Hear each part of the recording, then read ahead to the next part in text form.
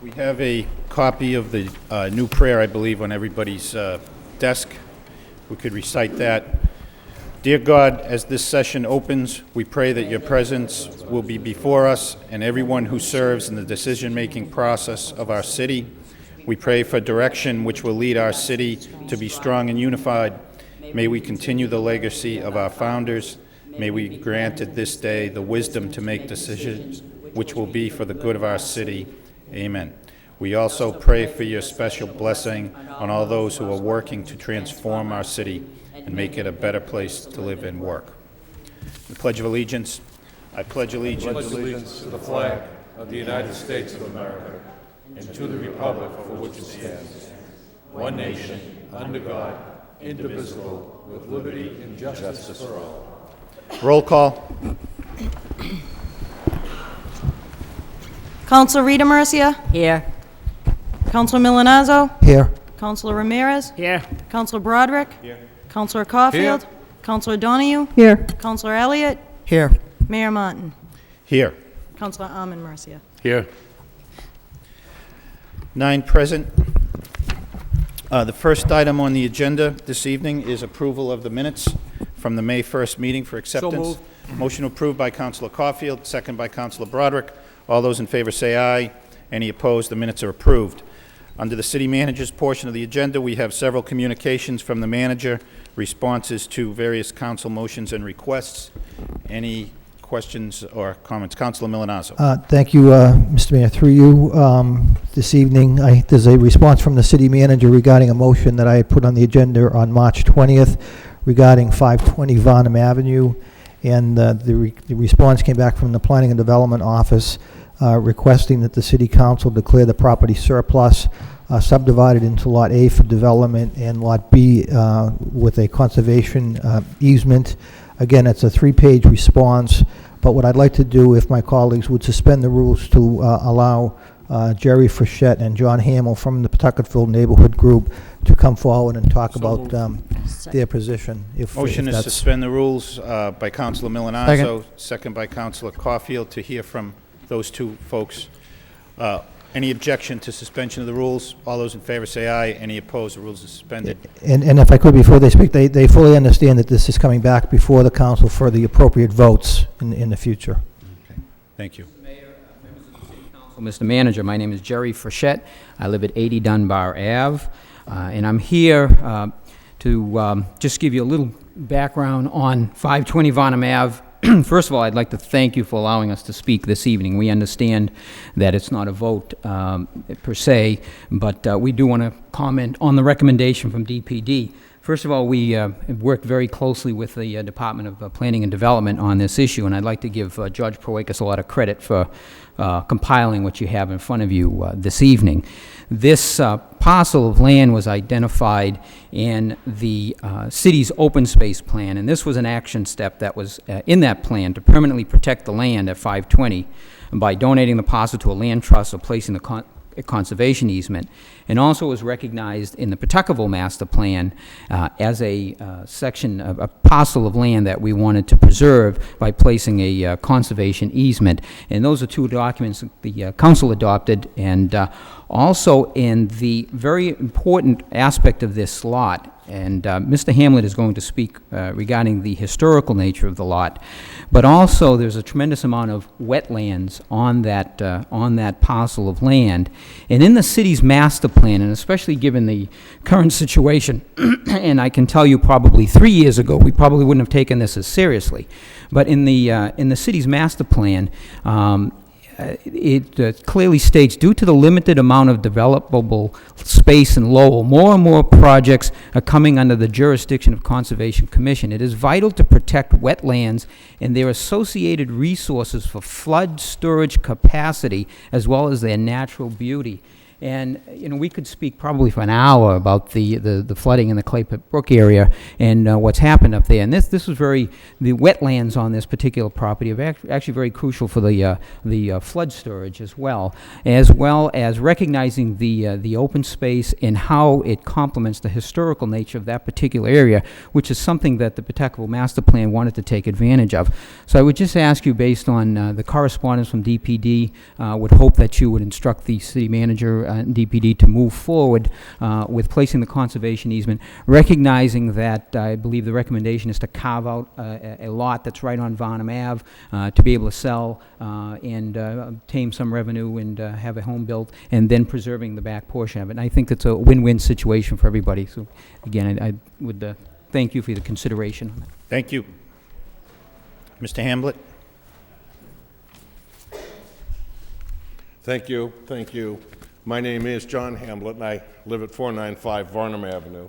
And on behalf of some of the people here, neighbors and abutters to 520 Varnum Avenue, the Citizens Advisory Council, and the Pawtucketville Citizens Council, I am asking that you support the city manager's proposal. The proposal before you is a compromise between the people of Pawtucketville and the city of Lowell. It recognizes on our part that the city is facing difficult times financially, and we all have to pitch in. From the city's viewpoint, it recognizes the promise that it made to its citizens, as Jerry mentioned and as mentioned in the document, in the Lowell Open Space Plan and the Pawtucketville Master Plan. But most importantly, it offers a new model for conserving land, one that protects land but still contributes to the city treasury. The proposal recommends carving out a lot fronting Varnum Avenue and selling it, and then the city would place a conservation restriction on the remaining land, and then put that land out for RFP, or request for proposal. I know everybody's asking, but who would buy a lot that can't be developed? It has a conservation restriction on it. It's half wetlands. Why would they buy it? I've been asked to speak tonight on behalf of the Varnum family because this is their ancestral land, and they are interested in buying it as well as conserving it for its historical as well as its environmental value. Now, when most of us think of the beginning of Lowell's history, we think about mills, we think about canals. The first mill was in 1825. 1.5 centuries before that, 160 years before our first mill, in 1664, a fellow named Samuel Varnum bought 1,100 acres on the north side of the Merrimack River. The Varnums lived on the south side in a quaint little village called Chelmsford. And they'd cross by boat to work the farm. And by the way, the name of the Varnum farm is Hawk Valley Farm. Samuel lost 2 sons who were crossing the Merrimack to farm their land when they were attacked by Native Americans. The Varnum history associated with the land at 520 Varnum Avenue is now almost legend. Several of the Varnums fought in the Revolutionary War at Lexington and Bunker Hill. Most well-known, General Joseph Bradley Varnum and General James Mitchell Varnum. Of course, General Joseph Bradley Varnum went on to become Speaker of the House in Washington, D.C. But the amazing thing is both of these men worked with and considered as friends George Washington and Lafayette. The Varnums were instrumental in building the Pawtucket Bridge. They were active supporters and participants in the Underground Railroad.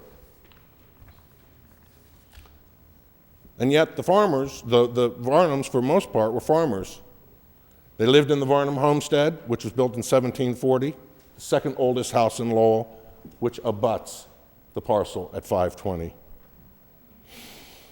As farmers, they cared for their land, and that legacy has been passed on and lives through the current generation of Varnums, which, by the way, is the 7th generation of Varnums to live there. So the vision is to conserve this land called Hawk Valley Farm for its historical value and for its value as open space. The Varnums hope it may become a site of a working model of a colonial farm. Paths will be provided for public access and enjoyment. Now, the other question that I have heard is, what happens in the long term to the land?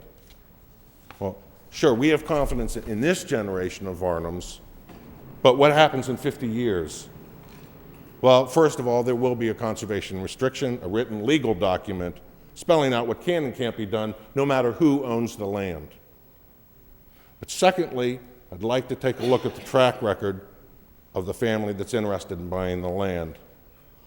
In the 1700s, the Varnums helped establish Pawtucket Congregational Church, Lowell's oldest church, by donating the land where it now stands.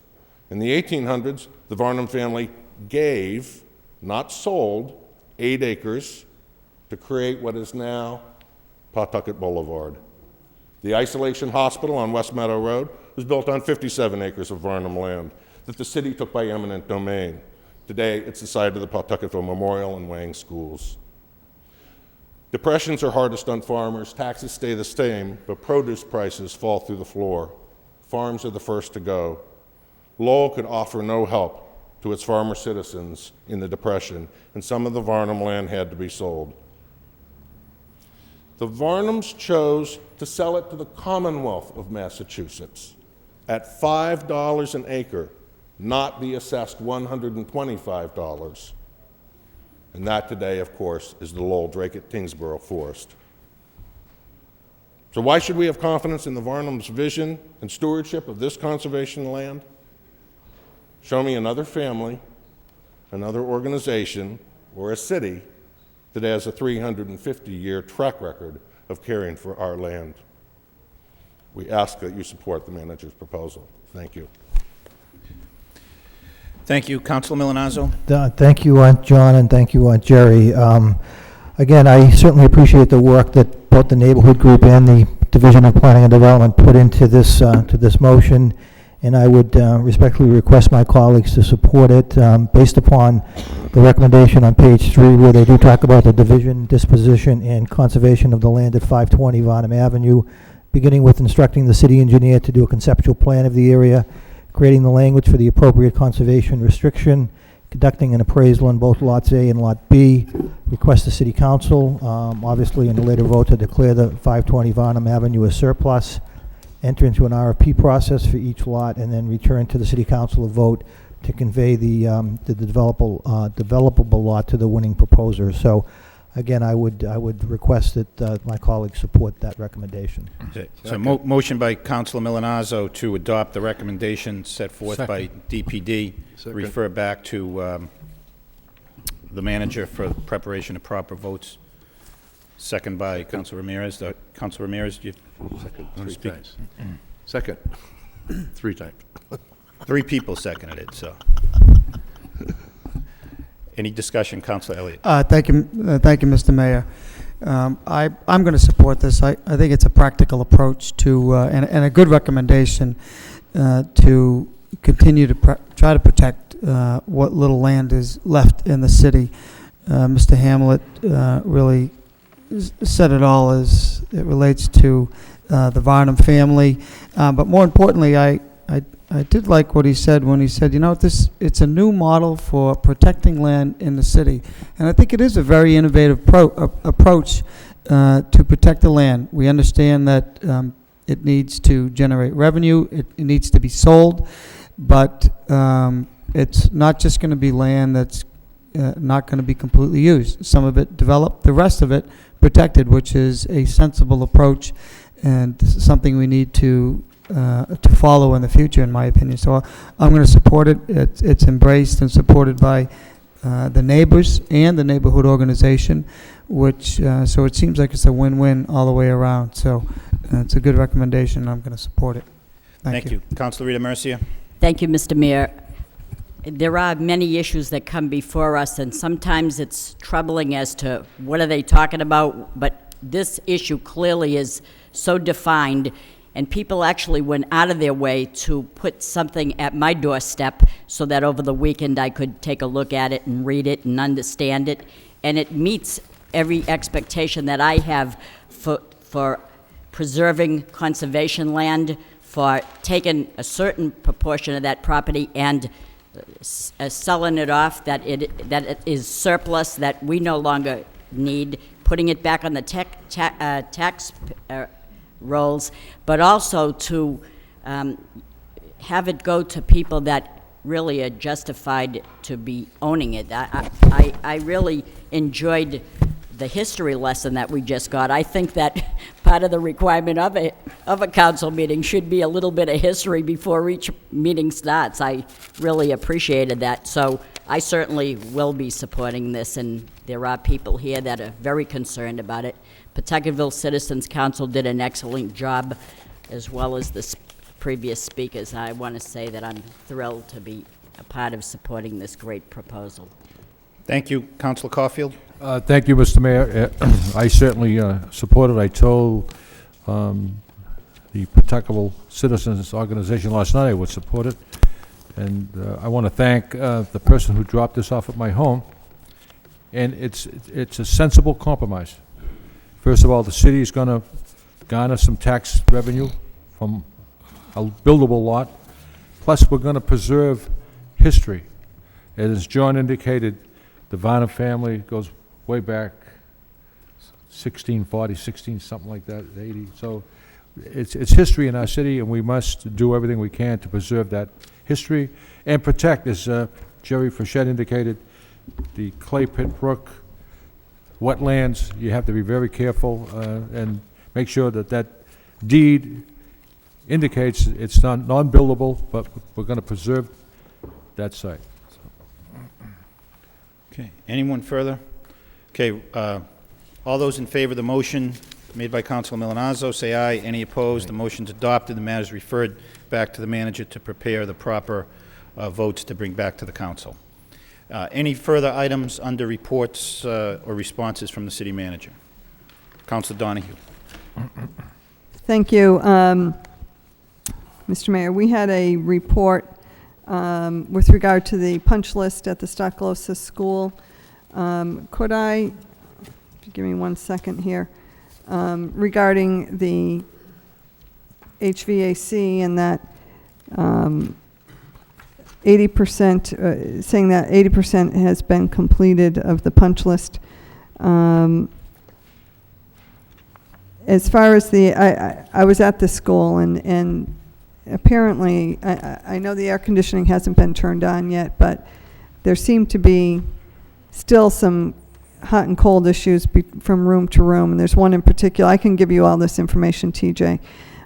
So if we can add to the list, because I told them I would, there's some problem with signs that were supposed to be put out as far as parking. Some of the signs that are there reserved parking for have been vandalized, and so really need replacing. You can't even read. They've tried to take the graffiti off so many times that it's difficult to read, and then there's a couple of signs that haven't been put in.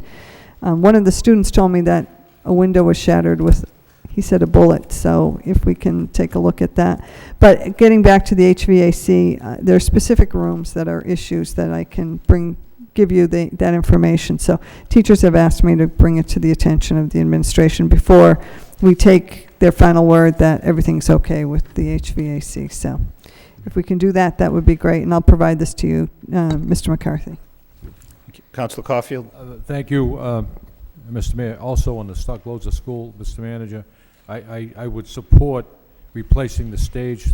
The contractor didn't allow the hardwood flooring to reach the humidity levels of the building and so forth. That happened at the high school, and I would certainly support using the money from the punch list. But is there any way we can hold someone responsible for not doing this properly? We're looking at, Councilor, we're looking at the legal options that we have on that currently, but we do think it's important to move forward with the stage now and then look at what our legal options are to address that. Okay. Any further discussion on items included in the city manager's reports? Okay. Hearing none, motion to accept the reports and place on file by Councilor Broderick, second by Councilor Rita Mercier. All those in favor say aye. Any opposed? The reports are accepted, placed on file. We'll move to the public hearings. The first public hearing is from Verizon New England requesting one pole location on Burt Street. We'll open the public hearing for anybody wishing to speak in favor. Name and address for the record, please. Thank you, Mr. Mayor, members of the City Council. For the record, my name is Joseph Gleason. I'm a right-of-way agent with Verizon New England, Inc. Office is located at 28 Diana Lane in Drake. The petition before you, Mr. Mayor, this evening is a request for Verizon to place one new pole, it's what's called a mid-span pole, on the easterly side of Burt Street, approximately 79 feet from an existing pole 174/1. The purpose of this work, Mr. Mayor, is that we've discovered or determined that there is a sag problem running between the poles at that location. And in order to effectuate the remedial measure to correct that sag, it's going to require the placement of a mid-span pole. So what we're looking to do is place a mid-span pole, so as I said, approximately 79 feet in a northerly direction from the existing pole there, to lift up that pole line and make sure that no cars or trucks, I should say, have any unfortunate encounters with that pole. And the plan would require, the request does require a sidewalk guy. If you're looking at the plan, that guy is going to run parallel with the roadway, so it's not going to be interfering with the sidewalk or the pedestrian surface there. Thank you. Okay, thank you. Anybody else wishing to speak in favor? Anyone else wishing to speak in favor of this matter? Hearing none, that portion of the public hearing is closed. Anybody wishing to speak in opposition? Anyone wishing to speak in opposition? That portion of the public hearing is closed. Motion to refer to the wire inspector by Councilor Caulfield, second by Councilor Rita Mercier. Councilor, did you have? No. Okay, all those in favor of that motion say aye. Any opposed? The matter is referred to the wire inspector. Thank you. Next public hearing is an ordinance extending the Code of Ordinances, City Lowell, with respect to Appendix A thereof, entitled Lowell Zoning Ordinance, by extending the existing Artist Overlay District to include 150, 200, and 250 Western Avenue, Lowell. We'll open this hearing for those wishing to speak in favor. Anybody wishing to speak in favor of this matter?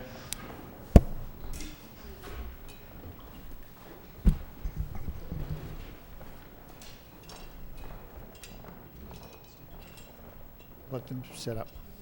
Sure. You want me to start now? And Yeah.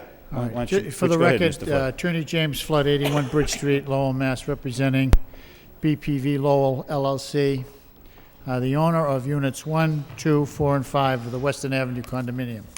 With me tonight is Carl Fry, who'll go through the technicalities of his proposal tonight. I'm going to try to be brief because I know there's some people that want to speak, so I want to try to move it on. What we're asking you to do is to extend the existing Artist Overlay District to incorporate the property at 150, 200, and 250 Western Avenue. By that, we would come down the middle of the canal, come back along our client's property, come down the middle of Western Avenue, and come back to the beginning of the canal. He has a map of that to show it, but we're only including that one parcel of real estate, which are the mills on Western Avenue.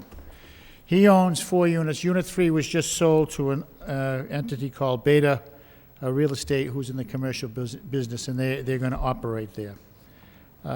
As this council is probably aware, at the present time, there are artist studios located on the 3rd, 4th, and 5th floor of Unit 2, which is in the C&D mill in the complex. If this request is allowed, my client would like to convert a portion of Unit 1, which is the A mill, and Unit 4 into the G mill, to artist live workspace, similar to what was done downtown. On April 2nd, we appeared before the planning board and received a unanimous recommendation to approve this request for the ordinance amendment. I delivered to you people a copy of the recorded condominium docs, and as you can see, we would only allow these live workspace units in 2 of the units, Units 1 and 4, and it's restricted to a maximum of 54 units. So there would not be more than 54 residential units in there if this was approved. I think this council is aware at the present time there's a very vibrant artist community in the city, and this development of live workspace for artists in this area would provide them much-needed affordable housing. We intend to handle this a little different than it was downtown, and we're going to control it for artists only, not people that just work and live downtown. So I'm going to turn it, the remainder of the property, of course, will remain for residential and commercial use. So only a small residential and industrial use, only a small portion would be for residential. So I'm going to turn it over to Carl, who can explain the workings of the project, and I know there's some people here that want to speak. We're willing to answer any questions. Good evening, Mr. Mayor, Mr. Manager, councilors. Thank you for having us in tonight. My name is Carl Fry. I live in New Canaan, Connecticut, and I'm a principal owner at Western Avenue Studios. We were here before you in February when you referred this to planning. As you know, you got a unanimous referral back from planning. That was kind of an exciting evening. I'd like you all to breathe really easily tonight because I have a good sense of the way this might go for the 20 or 30 artists we have here. Not everybody needs to speak. We have one or two people who'd like to say something. If you would suggest that the opposition speak first, if there is none or limited opposition, then the artists are just willing to stand up, state their names, have you stipulate for the record that they're here in support of the project, and we can save a couple of hours. And I might suggest that would be a helpful, that got done at the planning board and it worked very well. Thank you. I'd like to make this, I'm sorry, Mr. Mayor.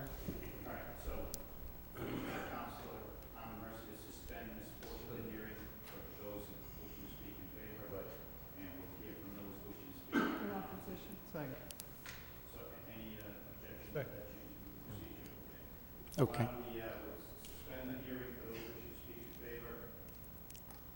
I just wanted to make sure you know exactly, and I'm sure you do give your reports. That's okay. Okay. Thank you. Just to be crystal clear, the change is so minor. This should be familiar to you all. This is City of Lowell's zoning map with all the jurisdictions laid out clearly. And this is a blow-up of the center portion of that map. It just has the artist overlay district in this line here. If I roughly outline it in green, that's as it exists today. The only request that we're making is that this be added, a little appendage coming up the canal, around the building, down the center of Western Avenue, and back up the canal. This is the piece that you will see attached to your report. And so the new artist overlay district includes nothing more than what it includes today, but the Western Avenue project in here. There's no significant change to any other city zoning. We have been trying for over 2 years to lease the 80,000 square feet that we proposed for 36 of these live-work units. And of course, that proposal would have to come back before you for a special permit. So this is just another step in that process. We fully expect to do that under the mass affordable housing statutes and make it affordable living residences for working artists. Since we were here before you last, we've leased another floor, 2 artists in the building. That floor is, we're actually into the city for a building permit. And that floor, assuming that permit goes forward, will be fully occupied by June 1st. Okay. All right, I don't think it comes back here for a special permit, the planning board. I'm sorry, Matt. Zoning Board of Appeals. The council will, however, in the future have to vote to request the HCD authorize a plan change if in fact we're going to introduce residential into an industrial area. Okay. Okay, why don't we then now suspend the portion of the hearing for proponents and hear from those wishing to speak in opposition. Anyone wishing to speak in opposition to this proposal? Well, don't you want to speak in favor? But we're taking opposition first. Is there anyone here that is opposed to this proposal? Anybody wishing to speak in opposition? Okay, hearing none, that portion of the public hearing is closed. We'll reopen for those wishing to speak in favor. Lynn Lupian, 786 Stevens Street. Thanks for having us here tonight. As a resident of Lowell, I also have a working studio over at 122 Western Avenue. There I've found an affordable and creative atmosphere, not only to do the commercial design work, that's my primary income, but to reinvigorate my love of art. And thanks to my working studio, making art has a place in my life again after almost 10 years without it. I know there are many concerns in the city about the loss of commercial and industrial space. I think those on this council that have read my website know that I too am also concerned that our commercial tax base is slowly losing ground to residential development and condos, projects of which some have proven to be badly designed, requiring zoning loopholes to be overhauled.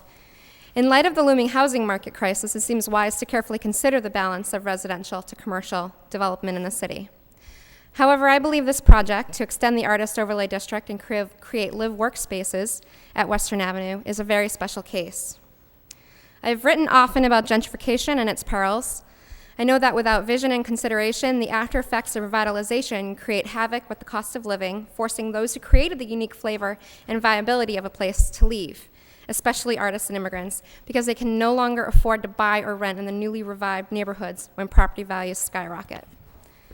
But avoiding the negative effects of gentrification isn't difficult. It requires forethought and a few new ideas.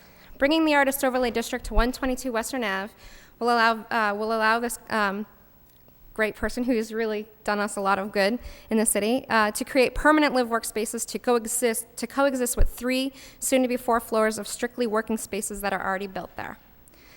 By permanent, we have been told the live workspace will not be sold or resold at market rate like other artists' live workspaces developed in the city. The affordability will be encoded into the sale of the living space.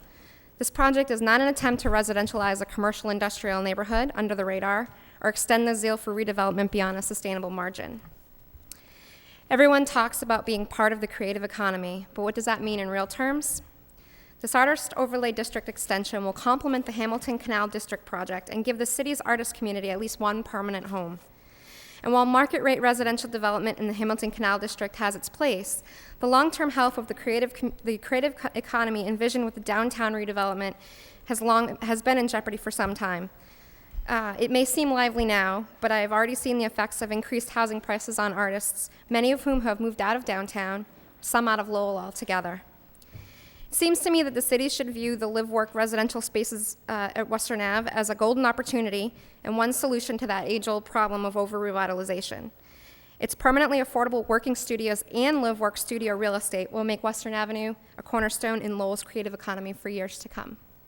Thanks. Thank you. Anybody else wishing to speak in favor?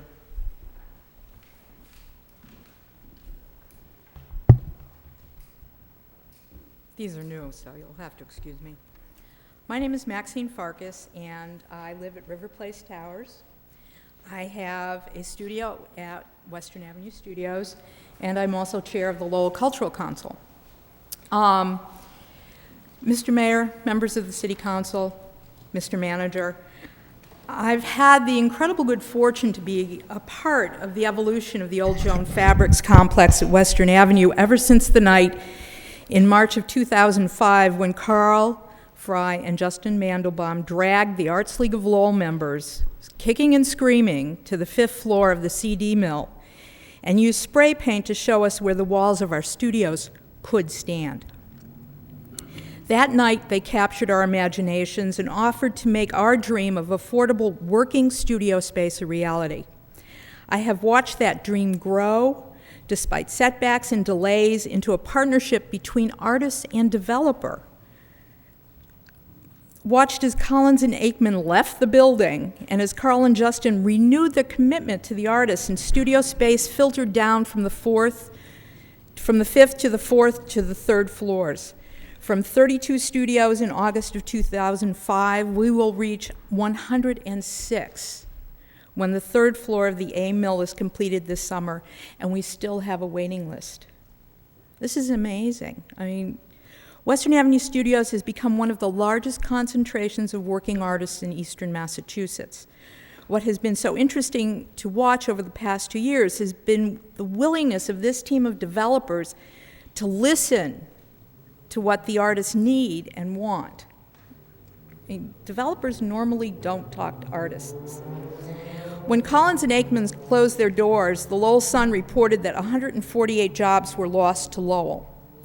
By this summer, there will be 140 artists at Western Avenue Studios, not in a traditional Lowell employment situation, but rather numerous small businesses sharing the complex with M. Horan and Company, P&J Precision Machining, FI Office, and Alpha Imaging.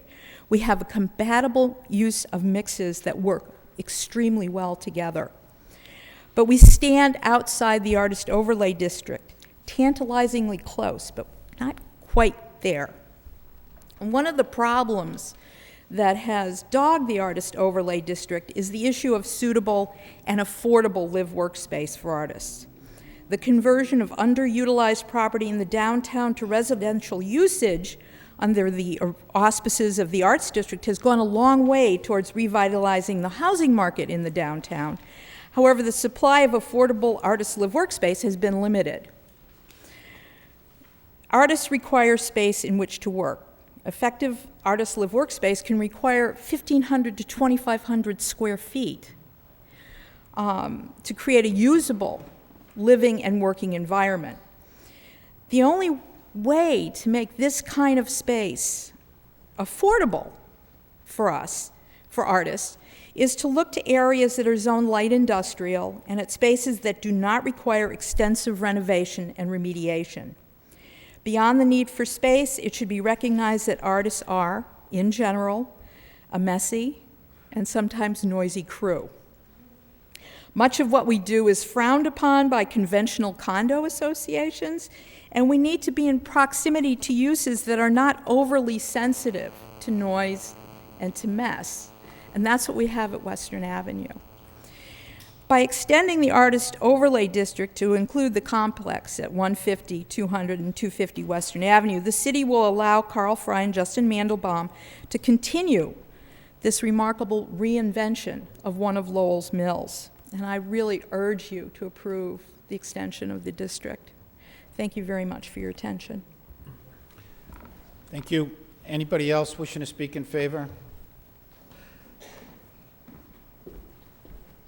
Hi, Megan Moore. I own a house at 226 Baldwin Street in Lowell, and I have a studio at Western Avenue Studios. I'm a photographer, and I am here to present several pages of signatures in favor of the motion tonight. I will read the sentence that was signed. Mr. Mayor and members of the City Council, we support the extension of the Artist Overlay District to include the complex of mill buildings at 150, 200, 250 Western Avenue that currently house Western Avenue Studios and request that you do so as well. Thank you. I'm pleased to tell you that we also have a number of supporters here that are prepared to speak tonight. Could you please stand, all those who are here in favor?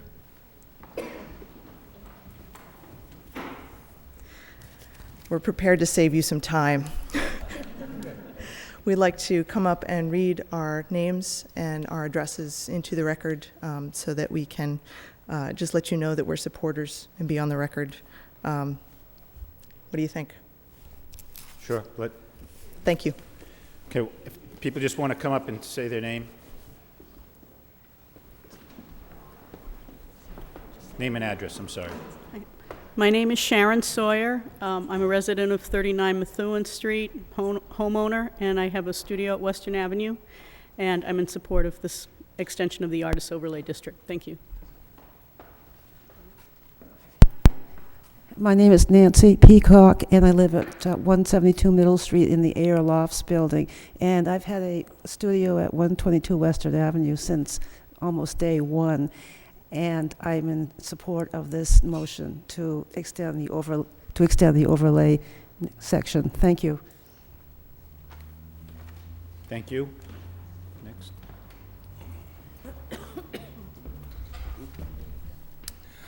Hi, I'm John Greenwald. I live at 24 Robert Street, own a house there, and I have a studio at Western Avenue. And of course, I agree that this overlay district should be extended to the rest of the building. Thank you.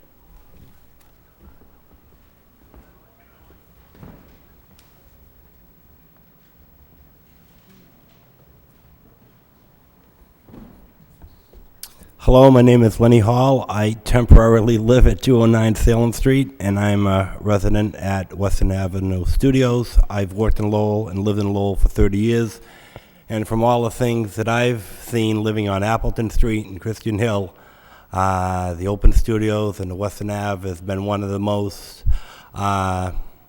productive and interesting things to happen in Lowell in a long time, and I'm in favor of it. Thank you very much.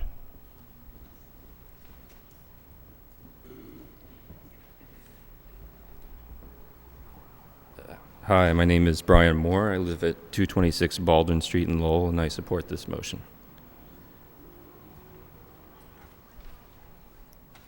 Hi, I'm Paula Richards. I reside at 46 Highland Avenue in Lowell, and my business is at Western Ave Studios, and I strongly support this proposal.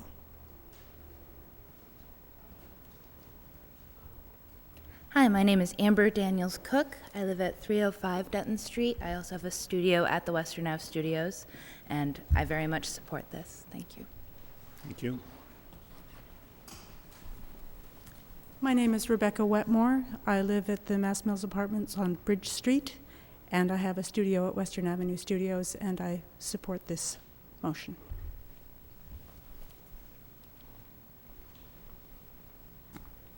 Hi, my name is Ashley Wells Smith. I live at 70 Austin Street in Lowell, and I too have a studio at Western Avenue, and I support this motion.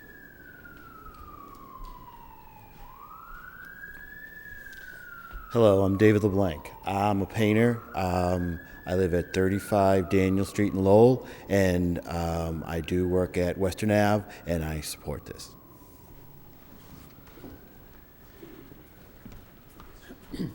Hello, I'm Jim Cryan. Western Avenue Studios has brought me back to Lowell after an absence of almost 20 years. And I am very impressed with the quick, efficient setup. The third floor, the walls weren't even up a year ago today.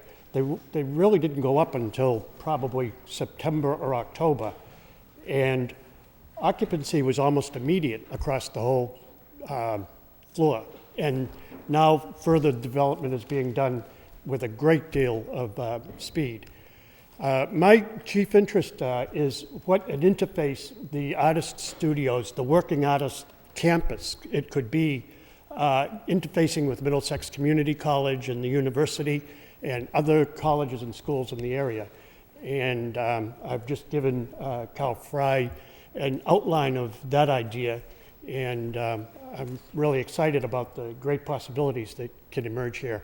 And I thoroughly support the motion.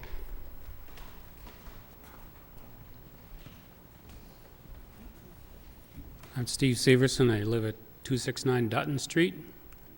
I'm the president of the Arts League of Lowell, representing approximately 250 artists. The vast majority of them are residents of Lowell. About 70 of them work at Western Avenue Studios, and we all support this support. Thank you. Anybody else wishing to speak in favor? Anyone else wishing to speak in favor? Right, hearing none, that portion of the public hearing is closed. Councilor Rita Mercier. Thank you, Mr. Mayor. Many years ago, when the mills were functioning and everything was vibrant, it was quite a different case back then. My father worked in the mill for 38 years, and then when the mills companies moved south and they were left vacant and empty and just took up space, nothing was happening. This is a turnaround. This is a complete, wonderful idea that we have a city motto that says art is the handmaid of human good, and we have buildings that are functioning for the purpose of human good by creating workspace. People that have the desire with their artistic talent. I don't have this burning desire, but I do love what I see, and they're so creative because we can get into the minds of these artists and see it through canvas, through paintings, through sculpture.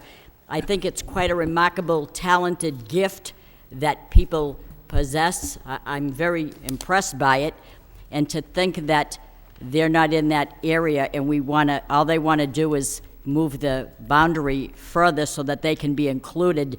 There's nothing more fairer than that. I think this is a winning proposition. I just am a little bit at awe to think that people are so creative. It's just mind-boggling, and I can share their enthusiasm by knowing that they may live in Christian Hill or in the Acre or whatever, but now they have a place to go to be more creative, and I'm just so thrilled about it, and I just wanted to say I support it.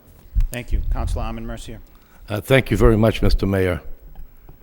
I also totally support this. I think that this is an extension of a dream that took place a number of years ago when some of us on this council listened to the late Grady Mulligan, who convinced this council and convinced the city administration that art is an economic engine that drives a city's success, and that artists are part of that. And we already have an overlay district in the downtown that has worked tremendously. I think this just adds to it, and as one council would say, absolutely no-brainer. I would also like, however, to have the manager look into the feasibility of opening Western Avenue, because it was closed for a reason that no longer exists. And I don't like the idea of going on Western Avenue and finding out that I got to come in from the backside. It does not connect with the city because of the barriers there. I don't think this would be a great big thing to do, but I think we ought to establish that as a priority of getting Western Avenue open so that extension of the overlay we're talking about connects with the downtown, connects with Dutton Street, and connects with downtown Lowell.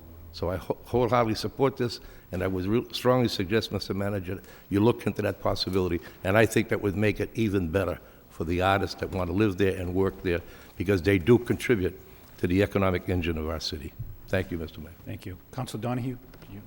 Well, I think the manager was going to Mr. Manager, respond to that. Comment on that? Councilor, I was just going to respond that we have, in fact, begun looking at the various options that we have to try to do that. I'm not sure it's, I can't guarantee it will be, but I think agree with you completely that it's a goal that we should be pursuing, and it is one that we're already doing the research on to take the necessary steps to approach the railroad and work through some of those issues.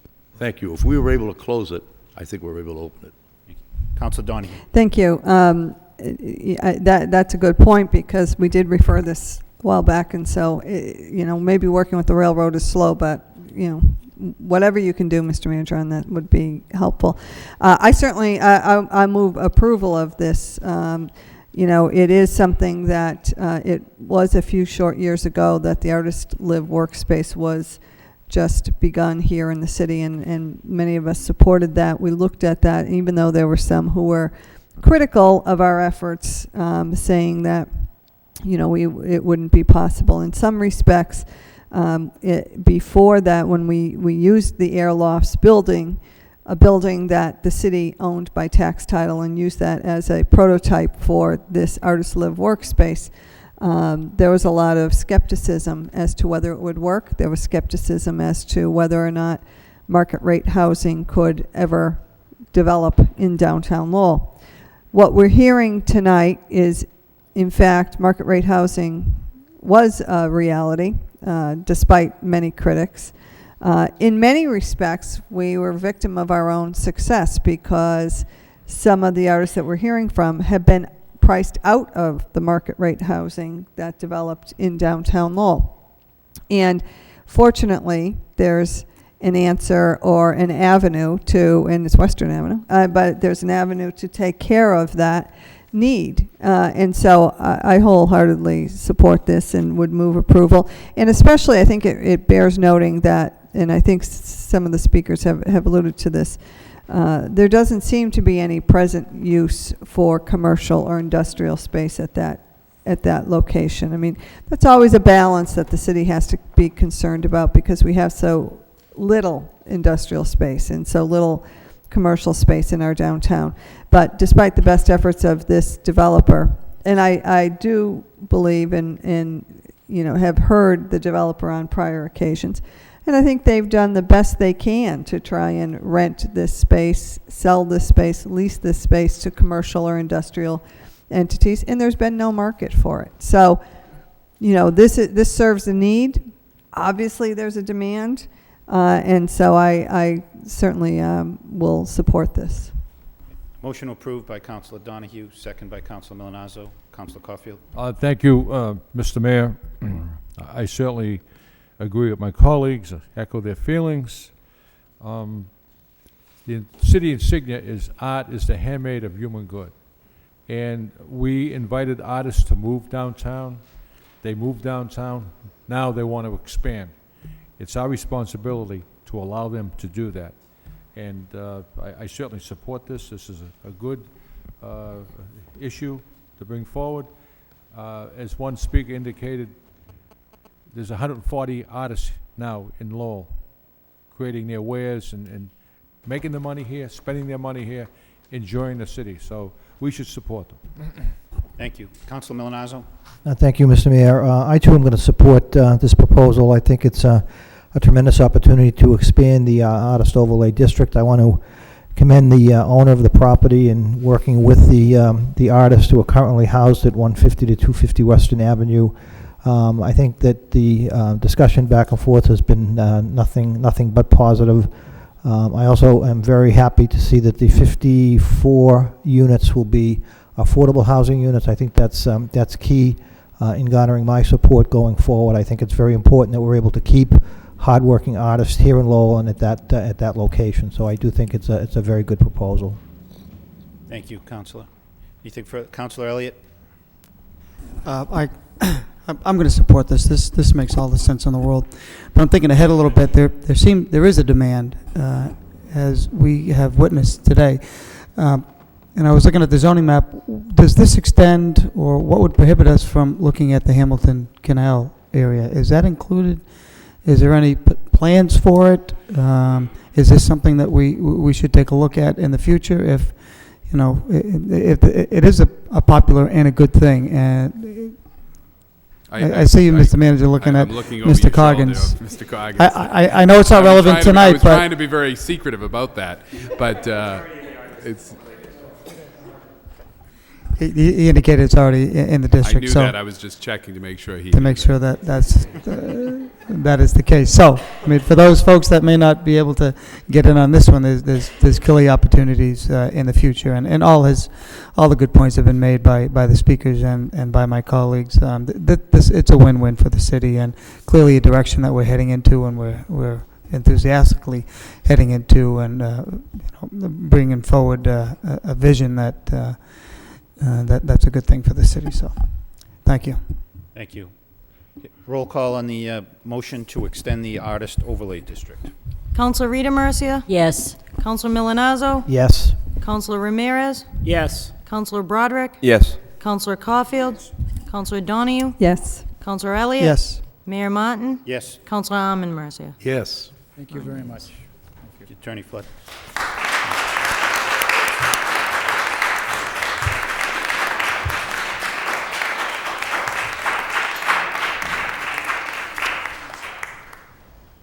Okay, the next public hearing is an amended loan order for the arena ice surfacing system to borrow $1,600,000 for the purpose of financing the purchase and installation of an ice surfacing system at the Saugus Arena, including all costs incidental and related thereto, by amending the loan order passed January 23rd, 2007.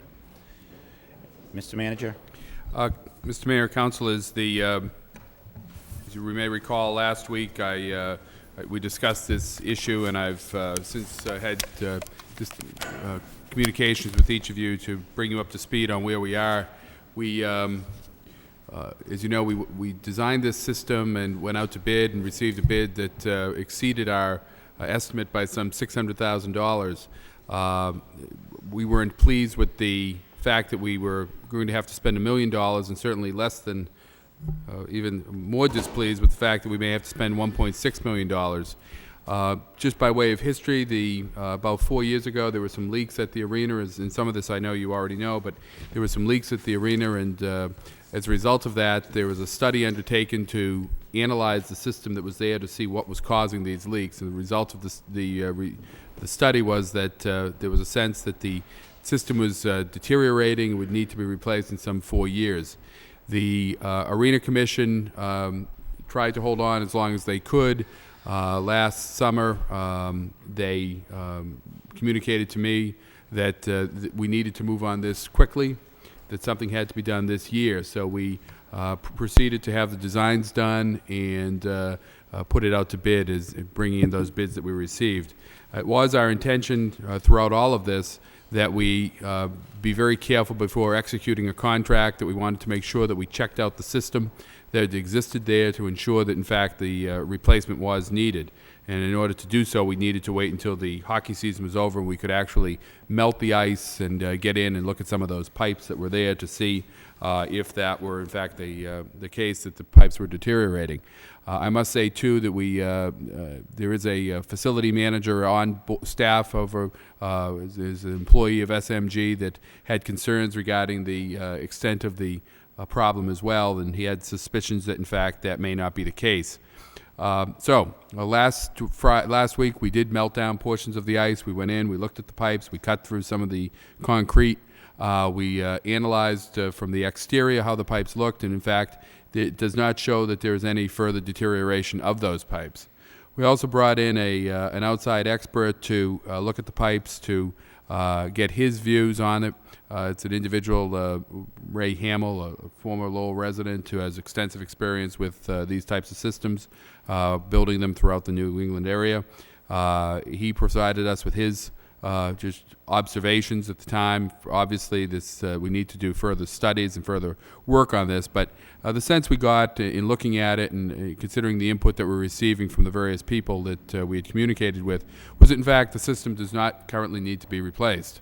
Now, having said that, we are cutting out sections of the pipe that we need to replace that are going to be sent out for additional review and analysis. We have a couple of firms that we're utilizing to do that. We also acted today to empty the system of all the freon that's running through the pipes and instead recharge it utilizing nitrogen within the pipes. As a result of that recharge, we have experienced 4 leaks that we know of today. It's last check, they were still bringing the system up to full capacity, and we were going to evaluate that over the next few days. Bottom line is, I think that the situation is such that we do not need to replace that system this year. I do not, if it were just a case we're replacing it next year instead, I would be recommending that we move forward now. But I think that we can, based upon the information we've received, it does not appear that that's the case. That in fact, this system should last us for some period of time, albeit it will probably need some repairs at various points in time. Leaks may occur, and we will have to make sure that the system is properly maintained. But I think it's very positive news for us. Again, I think what we were looking for was due diligence to ensure that, in fact, the system did not need to be replaced this year before we went off spending the type of money that we're talking about. So I'm pleased to report that to you. Again, I remained cautiously and guardedly optimistic on this. We're going to continue to evaluate the situation. At this point in time, I would ask that this matter be put off, that in fact it not be withdrawn in the event that over the course of the next week, the recharge of that system does result in a high number of leaks and an analysis of the pipes that show that, in fact, it does need to be done. And then we can debate that issue at that time as to whether we move forward. But at this point, just again, to be cautious, I would ask that we simply delay this vote for another week. Thank you. So procedurally, do we have to open the hearing and recess? Is that? Okay. That's fine with me. I hope we never have to vote on this. But if we do, we would still be looking for answers to the questions that we asked before. So. Absolutely. Thank you, Mr. Mayor. First of all, I want to thank you, Mr. Manager, for taking that extra step and looking to ward off this issue. I think we're all happy with the news, believe me. The one question I have, is there any way of reaching out to the various high schools in the area to see if we can conquer or capture their rental? I don't know if it's too late or not, but there's quite a bit of money out there that we could garner from. We are moving forward, Councilor, to contact the high schools. Obviously, we want to go over the next couple days, but we are already been in touch with several of them to see if they are still interested. There is some money to be made there. Is not as much as, because there are costs associated with with operating it for those events, but we think it's certainly an important part of the Lowell community that we want to make open to our own high school as well as the area communities that use it and the university. But we are already in touch with those, and I think that's an excellent idea. I would also like to thank Craig Gates, who has been steadfast with this issue and been very supportive. Thank you. Thank you. Councilor Elliott.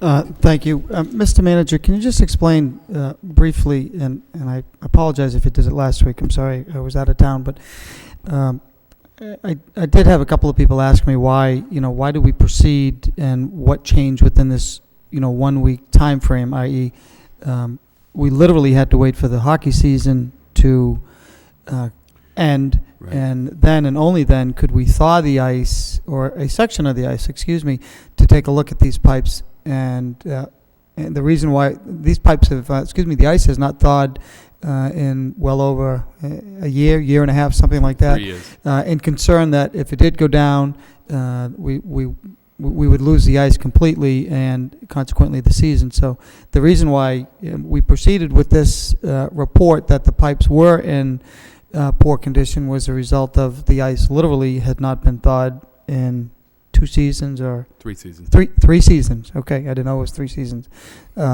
But now that we did take a look at it, this is the reason why we have seen a bird's eye view of, not a bird's eye view, a close-up view of the system, and it is going to work for a little while. We anticipate that we believe it will work for a period of time. And again, we believe it will work for more than 1 year. But it was a case that we needed to get that ice. Again, I came on back late last summer, and by the time we got into that, the hockey season had already begun. We couldn't melt down portions of the ice. We didn't actually shut down the system when we melted the ice, but we had to go in and thaw out a whole section, and we couldn't do that during the hockey season. So the last time this was looked at, was it a project engineer that came up with this report that said the system is beginning to fail? We're putting you on notice that, in a couple of years' time, it's not going to work and you have to make major improvements. Is that the premise that we had been operating under? That's correct. And that was that was three plus years ago. And, yes. and to make sure that we didn't lose the ice and the system, we just maintaining the ice and kept it going through the summer until taking a second look, knowing that the costs were going up by $500,000. What do we really need to do? And let's double check this before we proceed any further. And that's where we're at. That's correct. Although I just want to point out that it was always my intention that we would take a look at it, and I think the Arena Commission and the SMG, that we would take a look at this before we executed any contract. Unfortunately, we were on a very tight time frame in terms of getting this work done, starting the work and ending the work by October 1st. So we couldn't really get in and do this until we needed to go through this whole process. But again, I was never never had a burning desire to go spend $1 million, never mind $1.6 million, right? If it didn't need to be done.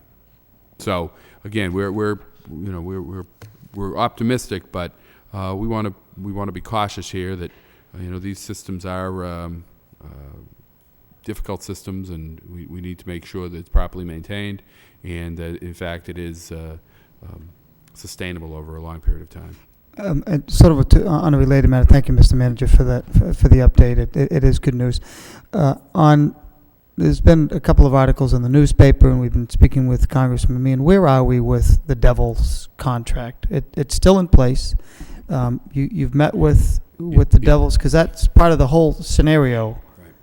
It is still in place. It is still in place. I've had communications with the Devils, and I'm continuing to communicate with them over the course of the next week. And I anticipate that I'll have a more definitive answer on some of those issues by next Tuesday. Thank you. Okay. So, Councilor Milanazzo? Thank you, Mr. Mayor, through you to the manager. I can support moving forward, as you're suggesting, from a procedural standpoint, but I'd also hope that at the end of the day that the $1.6 million as proposed through the loan order would not be needed based upon the work that you're now looking at, or having the engineers and the outside consultants do for us at this particular point, because it doesn't sound to me like it's going to be a full-blown replacement of the system, and I'm hoping that that's where we'll end up. So even though we're going to be putting this off, I'm hopeful that it won't actually be needed at that level, the $1.6 million. We may need some of it, but I'm certainly hoping that it won't be the 1.6. Councilor Armin Mercier? Thank you, Mr. Mayor. I'm still disturbed with the fact that someone that either the Arena Commission hired or we hired to look at this, come up with this scenario that we needed to replace all the ice, gave us an estimate of $1 million, and the bid came in at $1.6 million. And there's no doubt in my mind if we were to approve this, and I don't see where it would be approved, $1.6 million wouldn't stand. My question is, what do we have? Can we do anything with the people who have guided us this way? And how much have we paid them? Is there any liability on their part to come up and tell us, we took a study, we did this, we're experts, and you got to replace the whole thing? And by the way, don't worry about it, it's only going to cost you $1 million. The bid comes in at $1.6 million. I mean, isn't there something in a contract that the Arena Commission or we have with those people that would make them liable for some sort of, paying us back some money that they got? Mr. Manager? Counselor, I think that, let me see how I can answer that. The initial study was done by one firm. They didn't say absolutely. They said this was their conclusion, that in fact there was a risk that this was the case. They did some analysis of some of the pipes, but they also did some,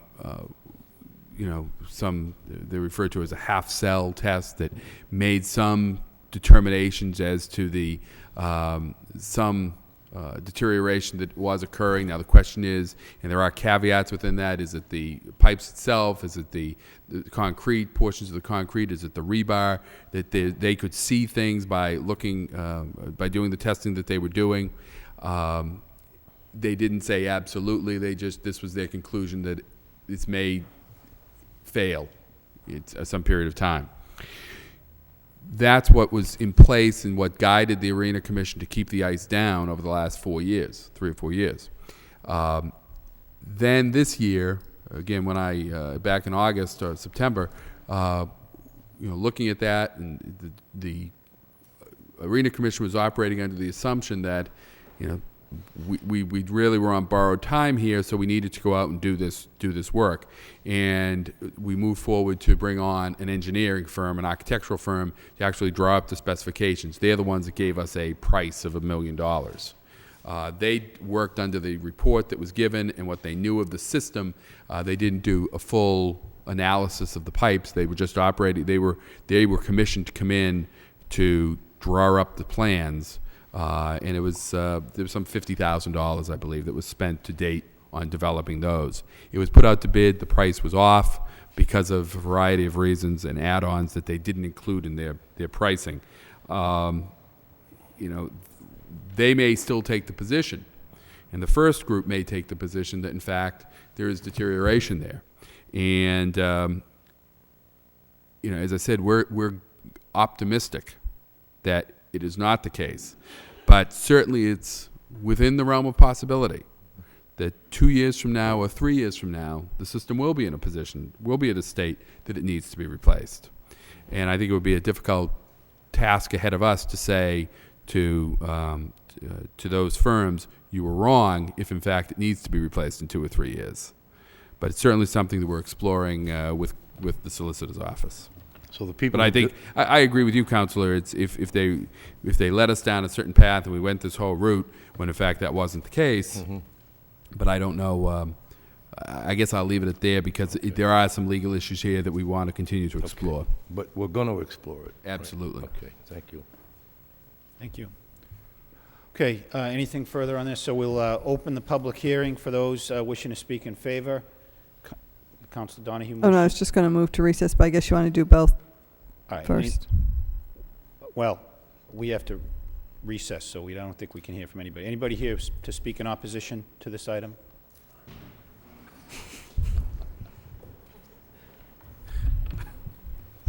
Thank you, Mr. Mayor. My name is Patrick O'Connor. I live in this wonderful city of Lowell. Of course, obviously, I was coming out here to speak in opposition of spending another $600,000.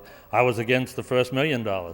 And I'd still like to know exactly, I couldn't really totally hear you back there, but I'd like to know what's going to happen to the original bond and if we're going to spend that on the total to repair that. I would also just like to say, you hit my questions, I'm Councilor Armin Mercia. I'd like to say kudos to you, Mr. Manager.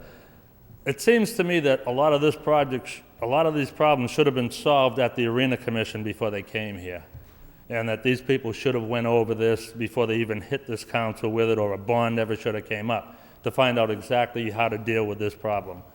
All right, and I want to say thank you to all of you. I think you did good on this, and you're saving us money, and that's what you're supposed to do. That's your job. So, thank you. Have a good day.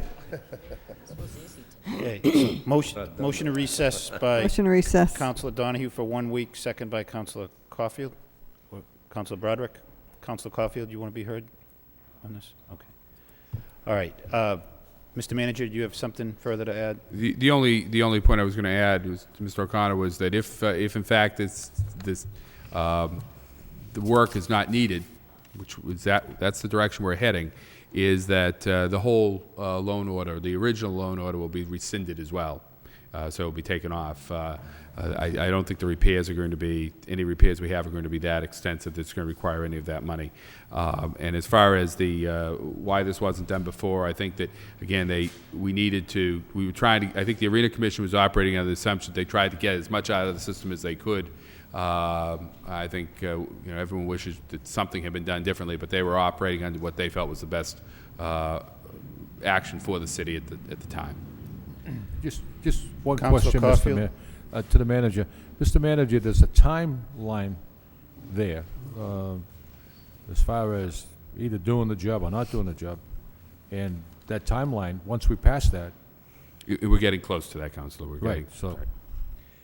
Okay, all those in favor of recessing the public hearing for 1 week, say aye. Aye. Any opposed? The matter is recessed for 1 week. Next item is in order.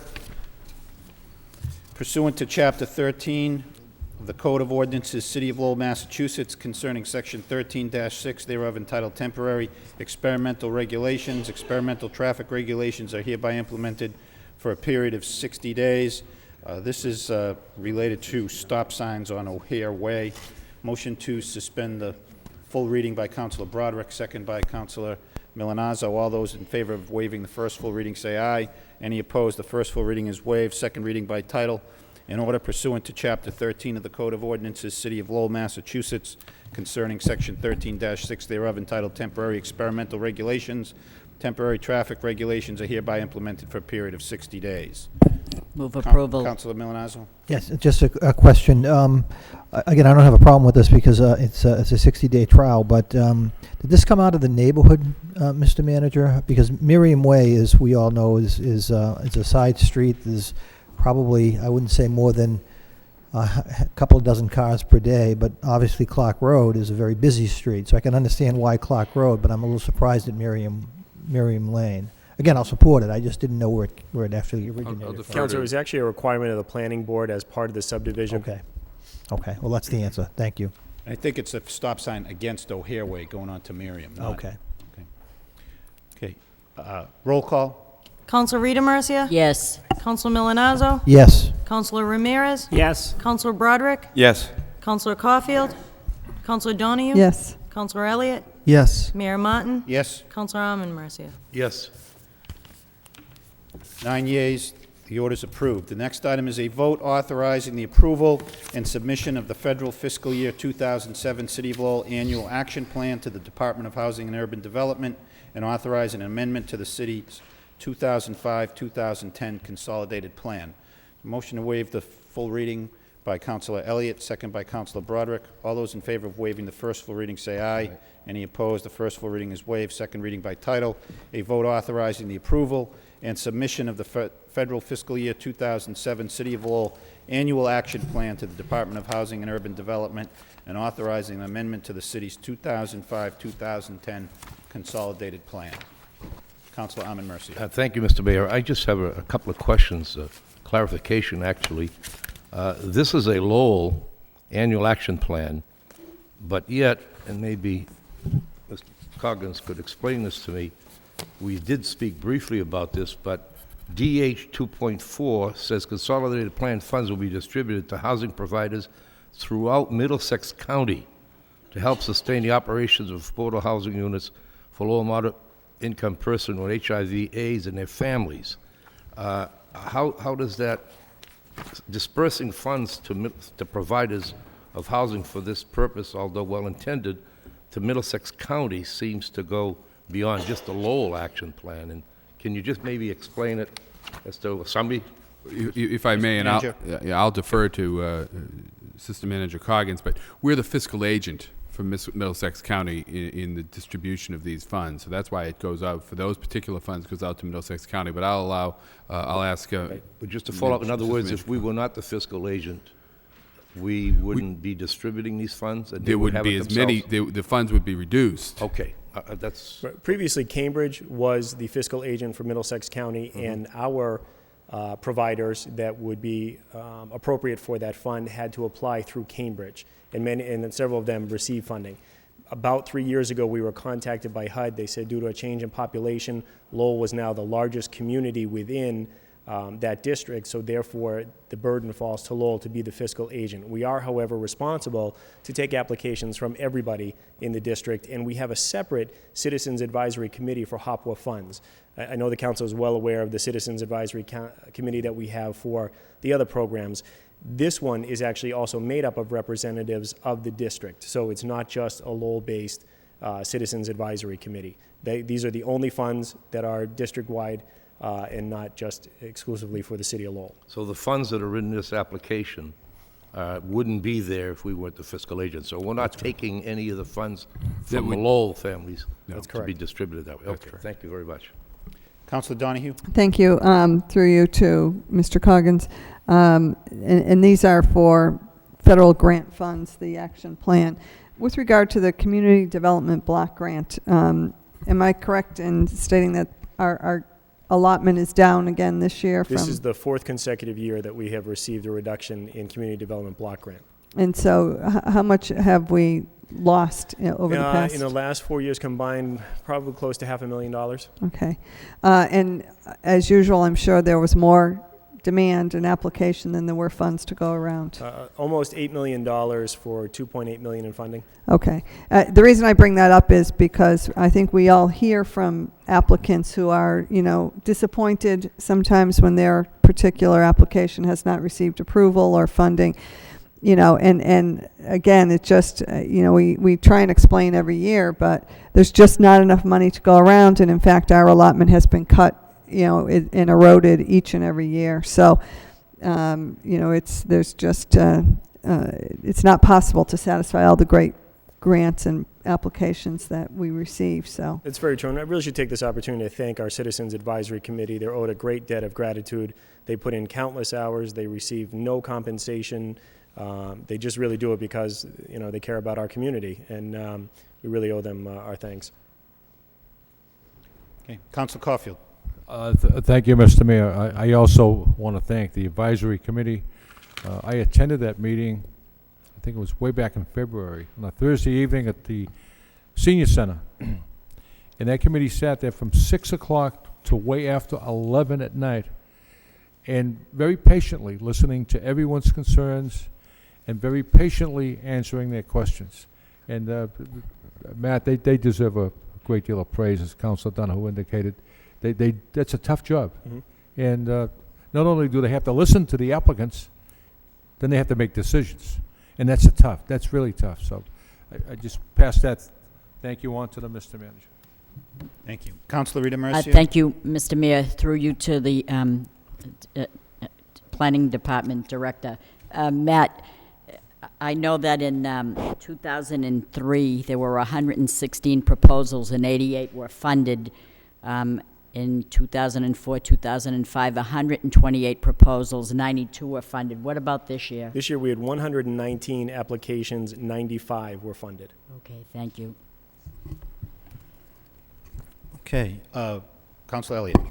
Thank you, Mr. Mayor. Mr. Coggins, I just had a question. On page 6, there's there's a chart, one of many charts. It cites direct financial assistance to for-profit organizations, and the accomplishment is job creation. Where would that be? And the goal is between 2005 and 210, 50 jobs. This year, 10 to 15 jobs. What program would that be? It's on economic development midway through. Assistance program. Oh, okay. Yeah. I'm sorry. There's two areas where this would fall. First of all, we have a technical assistance program that's run through our office and through the SBA. So there's a grant that's available to small businesses in exchange for job creation. It's technical assistance. But the other and perhaps more important part of this, and Adam was just reminding me, is the group that was in before, Western Avenue Studios, actually applied for assistance in the creation of the replacement of an elevator for the working studios over there, and job creation is the benefit. They are actually being funded in this year's plan, and then there's a multi-year award, so that there's an additional award next year for a total of $75,000. So those two programs together would make up that component. Okay, thank you. I agree with all the other comments that have been made.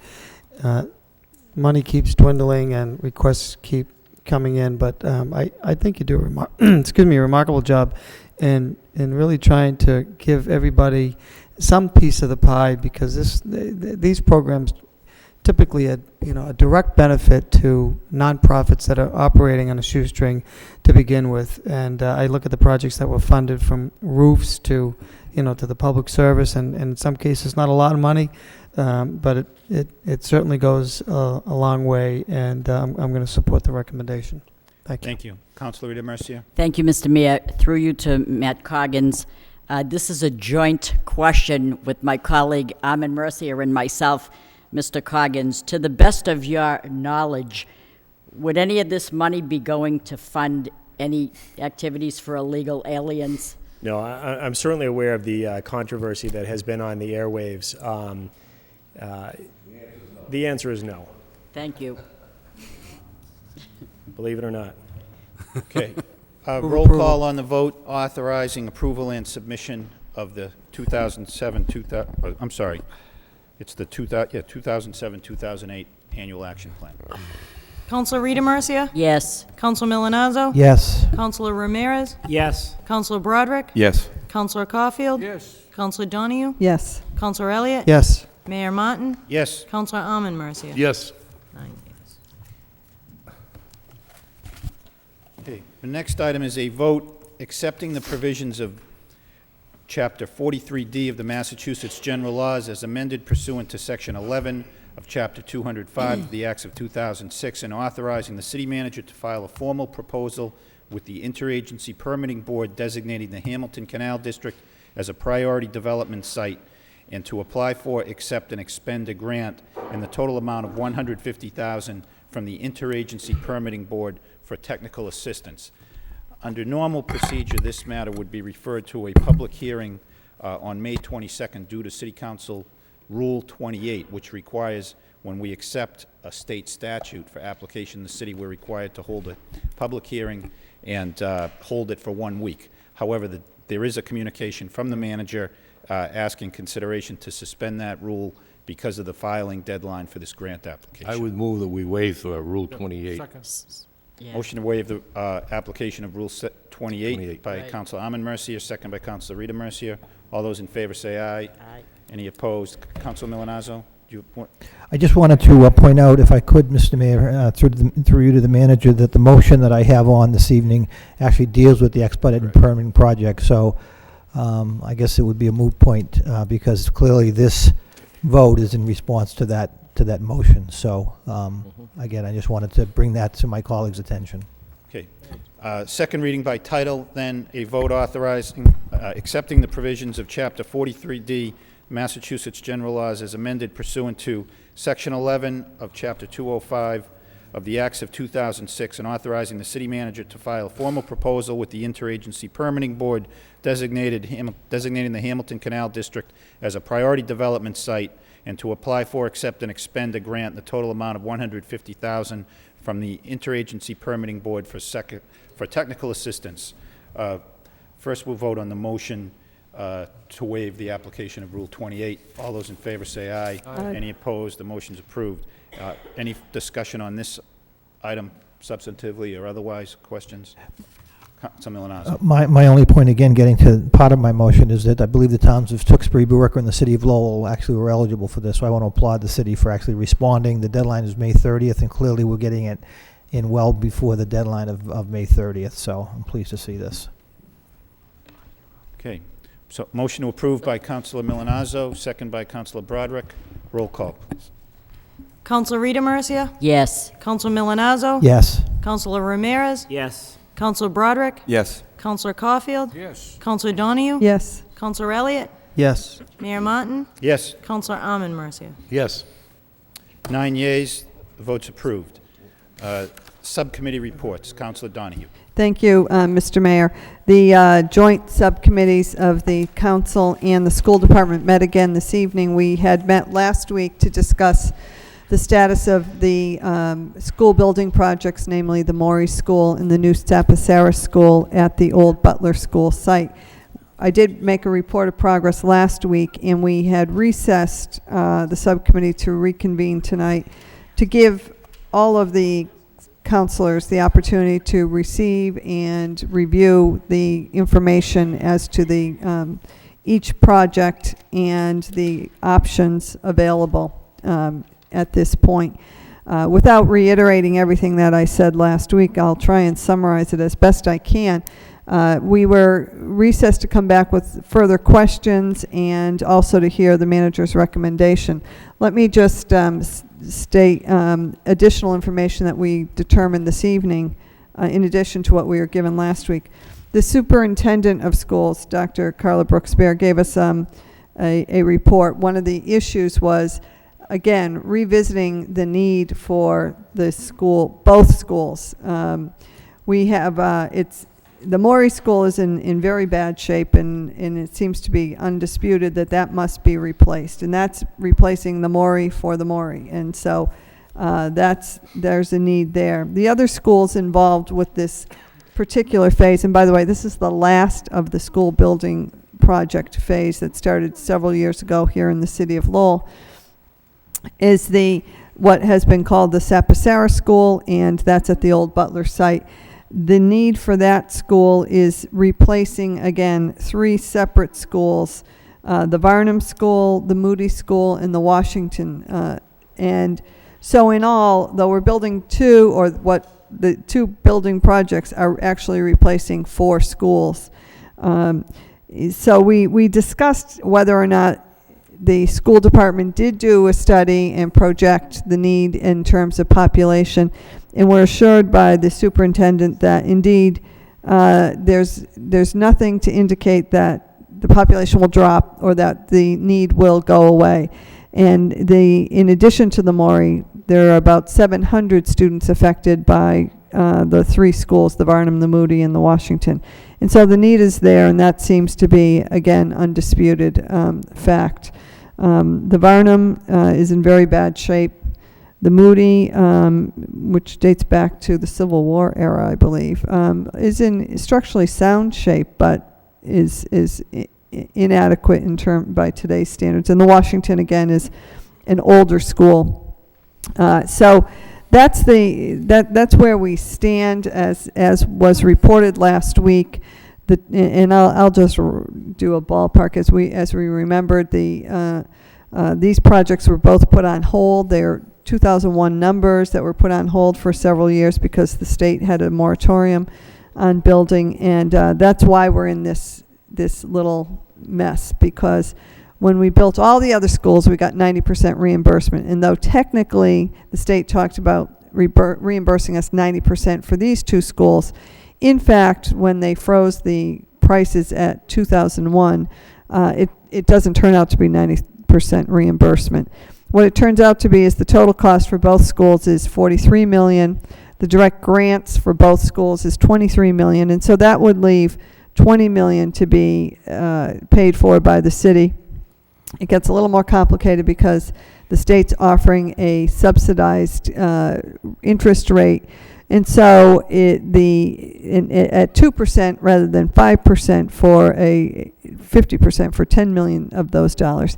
And so the bottom line is, instead of getting 90% reimbursement, if you looked at the raw numbers, you'd say it was more like 55%. But if you factor back in the subsidized loan, it's about 75% reimbursement over the course of the life of both of these loans. So the question before the council tonight is, do we proceed? The manager's recommending that we proceed with both schools now. The other option is to proceed with the Maury School and delay, and if we do that, by the way, the reimbursement will be 90% because the state will allow us to use the money from that has already been approved for the Stapasara School and apply it to the Maury, and so that would be a 90% reimbursement. And then we would get back into the mix and back into line to build the second school. There's another downside to that, and that is we've already incurred about $1.7 million worth of architectural costs related to the Stapasara School. And if we forego that, then we have to pay that over the course of the life of the loan, which is more than 1.7 because we'll be bonding that. So that's a cost that we won't recover. And also we'll be turning back, so to speak, to the state about $5 million that has already been approved. So it's a dilemma for the city because on the one hand, we're being asked to spend a large amount of money over a 20 or 25 year period, depending on which proposal you look at. The issue is the need, and again, as I said, it seems undisputed that both projects are needed to replace poor condition, the buildings, the 4 schools that are in bad shape. And it does complete the school building project for the city once and for all. The other option, and so that would be proceeding with the 2.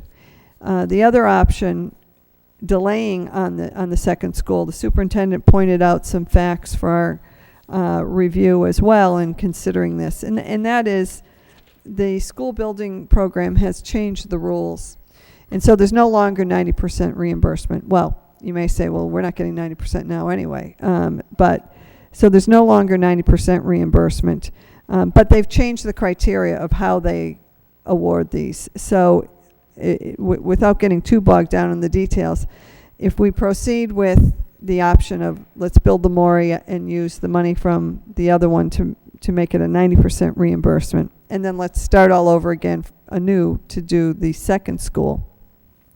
There are a number of things that the council should be aware of in following that route. Number one, that there's a 6-year backlog of other communities who have been waiting since 2001 for school building assistance, and so we would be in the mix with many projects in communities all across the state.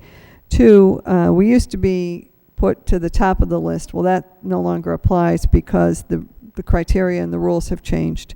And so the criteria that gives priority is overcrowding, which doesn't apply to us. We're replacing schools rather than doing it because of overcrowding. In 2, building condition, in the ones that we're talking about, the Moody, the Varnum, and the Washington, though they're very old and they are not adequate by today's standards, they don't fall into the worst class category, category 4. It's the other one, the Maury does, that we're replacing. So we wouldn't get any priority treatment because of the conditions of the building. And then the other thing to bear in mind is that we'd have to find a site for the school, and the city really doesn't have land available that we already own, so we'd have to be out looking for a site. There'd be eminent domain most likely involved in that. And so there are a number of factors to consider in considering that second option. And in the opinion of those, Madam Superintendent and the manager who've spoken to people in the state level and reviewed where we're headed, it's possible that Lowell wouldn't get this approval for many years because of the way they've redefined the rules. It isn't that once you apply in 2007, you move up the list. You have to reapply every single year, and so you may be in a worse shape. So at the end of all of the report, discussions, questions, it was the manager's opinion that we should proceed with both projects because, and the manager can address this himself, it's a wash. If we proceed now with the Stapasara School as we have already planned and provided, versus waiting and taking our chances, assuming it gets approved, another site gets approved by the state and that's a big assumption, the costs between one and the other are likely to be the same, or roughly. Or the second scenario could actually cost more money over time. But rather than take action, because again, this subcommittee went overtime, what the subcommittee decided to do was, because it is of such importance, is to bring this as a report of progress to the council as a whole and put it to the council as a whole, the decision. It seems the options are as follows. We could approve the manager's recommendation. We could reject the manager's recommendation and proceed with only the Morey School, the second option on those sheets we got, and then do the other school, the second school, the Sapasara School, at a later date. We just don't know what that date would be, though we'd try and apply for this July. That would be the other option. We could, and one thing that was discussed, delay a vote entirely until we have our budget and we know where we stand with our budget. Now, bearing in mind that neither of these projects are going to have direct impact on the next fiscal year, but it may be helpful to know where we stand in this fiscal year. Those were some of the options discussed. So that's the report of progress. I'm sure everybody has opinions and may want to weigh in on this. And the other thing to bear in mind is, the state had wanted a decision from us back in January, then we extended it to April, and it's indicated that the state will give us some more time if we're operating in good faith and trying to reach a decision. And then we also have to deal with the fact that we have a 30-day window from the time we got the bids and we award the bids, and so we'd have to get extension of time if we're going to delay a vote for any period of time from the contractor. So that's the report from the subcommittee tonight. And I'll yield the floor to my colleagues on this very important issue. Mr. Manager, did you want to Well, if I weigh may, in? if I can speak now or I can wait, but I think Councilor Donahue outlined really many of the points, if not all the points I was going to state. I think that clearly, as has been established, there is an undisputed need to do 2 school buildings. We want to finish this project that was begun 15 years ago, and the conditions are such at the other schools that would be replaced that there is an issue of equity here, providing the same quality of facility to all of the students of the city of Lowell.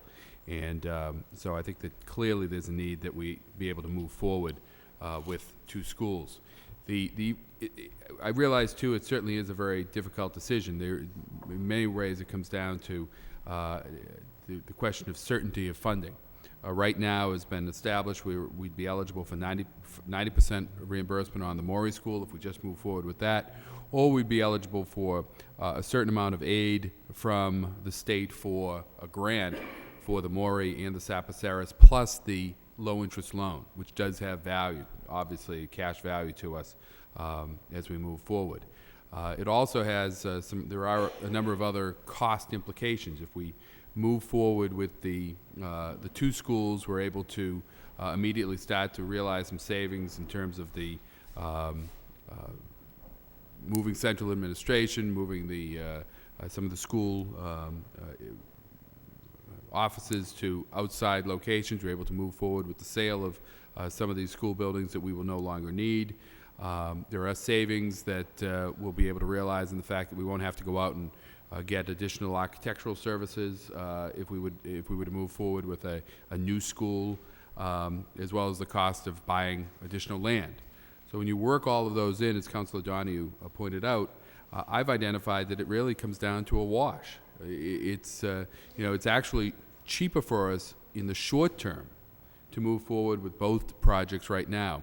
One point that Councilor Donahue made was that in terms of waiting for the budget, that this decision really won't have any impact on the budget. In fact, that's not entirely true.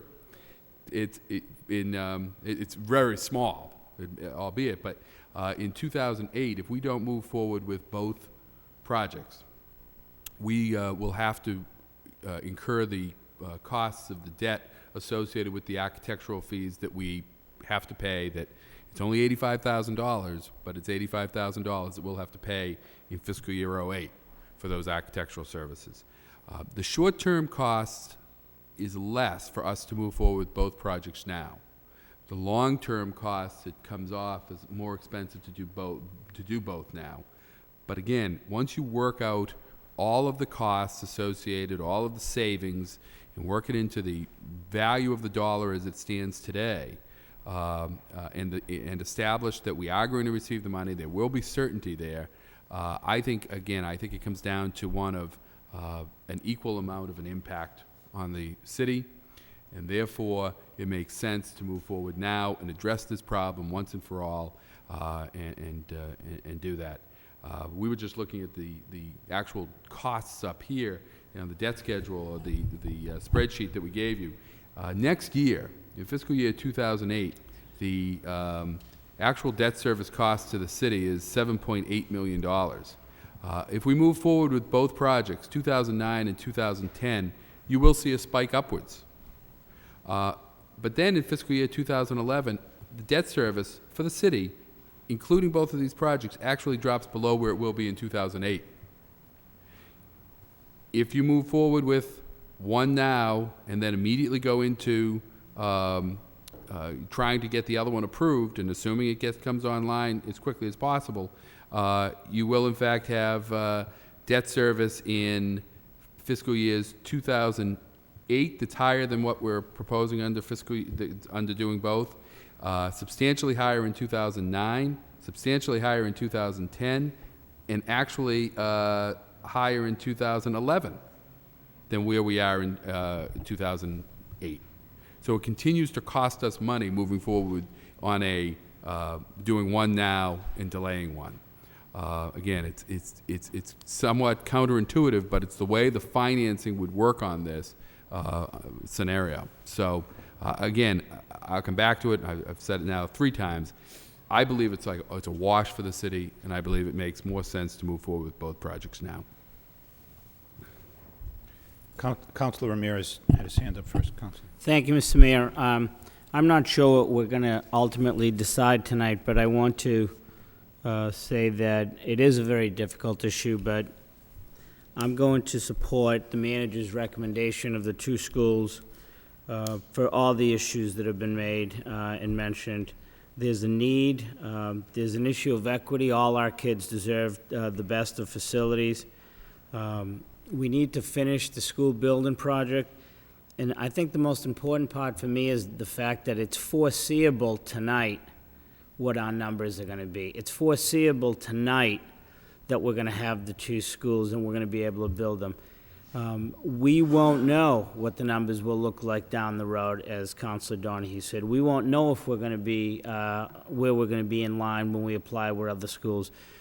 We certainly know from some of the projects that we've put out to bid in the last year or 2 that the prices continually go up. So for the reasons of foreseeability and need and equity and finally putting the finishing touches on the school building project, I am going to support the manager's recommendation. Thank you, Mr. Mayor. Thank you. Councilor Caulfield. Thank you very much, Mr. Mayor. 1989, Manager James Campbell brought forward a bond for $130 million to build new schools.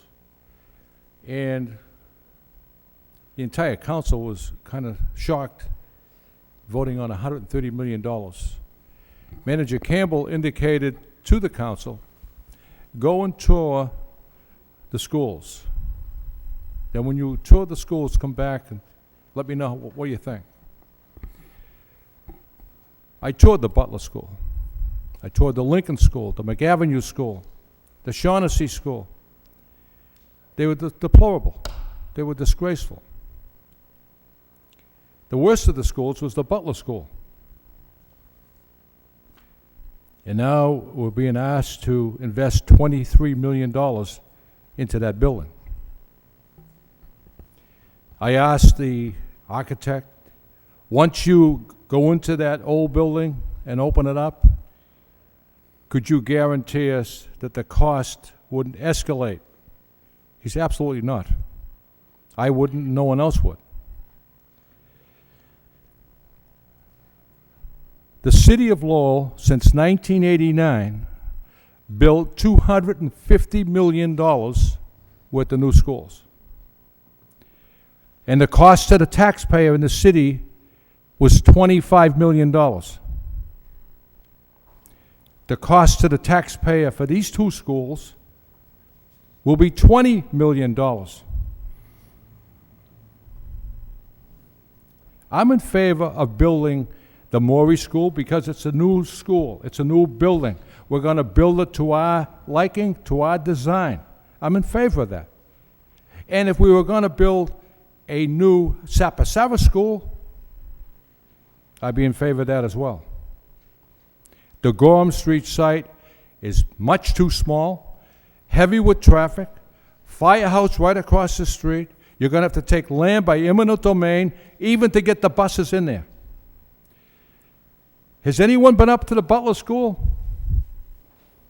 Has anyone looked at the bricks? The life expectancy? The building is 125 years old. Open to the weather for 20 years. It's a tough decision, Mr. Manager. It really is. I indicated at the subcommittee meeting, I toured the Varnum School. The Varnum School is deplorable. Those children should not have to go to school in a building such as that.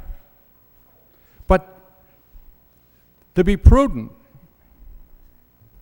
let's build one school and take a long, hard look at building the second one. That's the prudent approach.